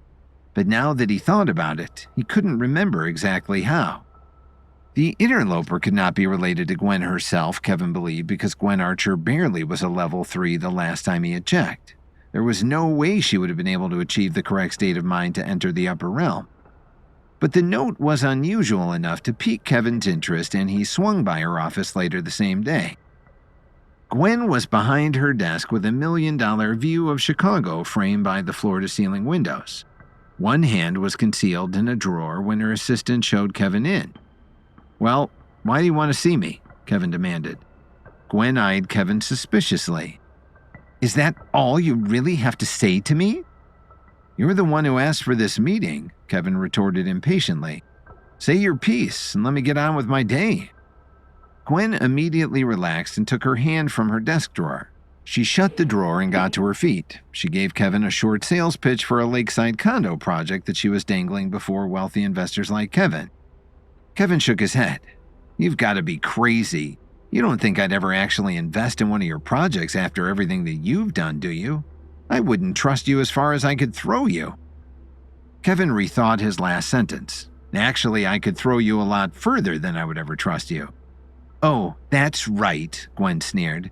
I heard you got all the way to level 7 while I'm still stuck with just 3. How are your levels working these days? Kevin frowned. Why would you care about my levels? Come on, it's just a friendly question. One practitioner to the other. How are your levels, Kevin? Gwen demanded. My levels are... Kevin was going to say, fine, but he realized he wasn't actually sure. When he arrived in the upper realm, he immediately lost all of his levels, the same as everybody else. He had regained a few of them during his initial quest in the upper realm, but all of his levels had been taken away when he had accidentally unleashed his dark doppelganger, DK. In theory, Kevin should have regained all of his levels when he returned to the ordinary world, but he hadn't had a chance to put them to the test yet. Was it possible that with all of the turmoil in the upper realm, his levels hadn't returned to him? My levels are the same as ever, Kevin finished. Why would they be any different? He demanded. But Gwen had heard the hesitation in Kevin's voice. Kevin was always so confident, so sure of himself. Even that tiny pause had been incredibly telling. Glad to hear it, Gwen waved dismissively at the door. And since you're not interested in my real estate project, please leave. I have other clients to attend to. It was beneath Kevin to return Gwen's rudeness with the rudeness of his own. Instead, Kevin turned on his heel and walked out the door, making a mental note to be sure to buy the project out from under Gwen as soon as possible. Not only would it be satisfying, but nothing that the Archer siblings did ever was for the good of anybody but themselves. As soon as Kevin was out the door, Gwen picked up the phone and called Vincent Reeves. "Kevin just left my office," Gwen told Vincent. "I think you're right. Something might be wrong with his levels. He wasn't as cocky and arrogant about them as he normally is." "Excellent," Vincent replied. "I think it's about time Kevin finds out exactly what going to the Upper Realm may have cost him.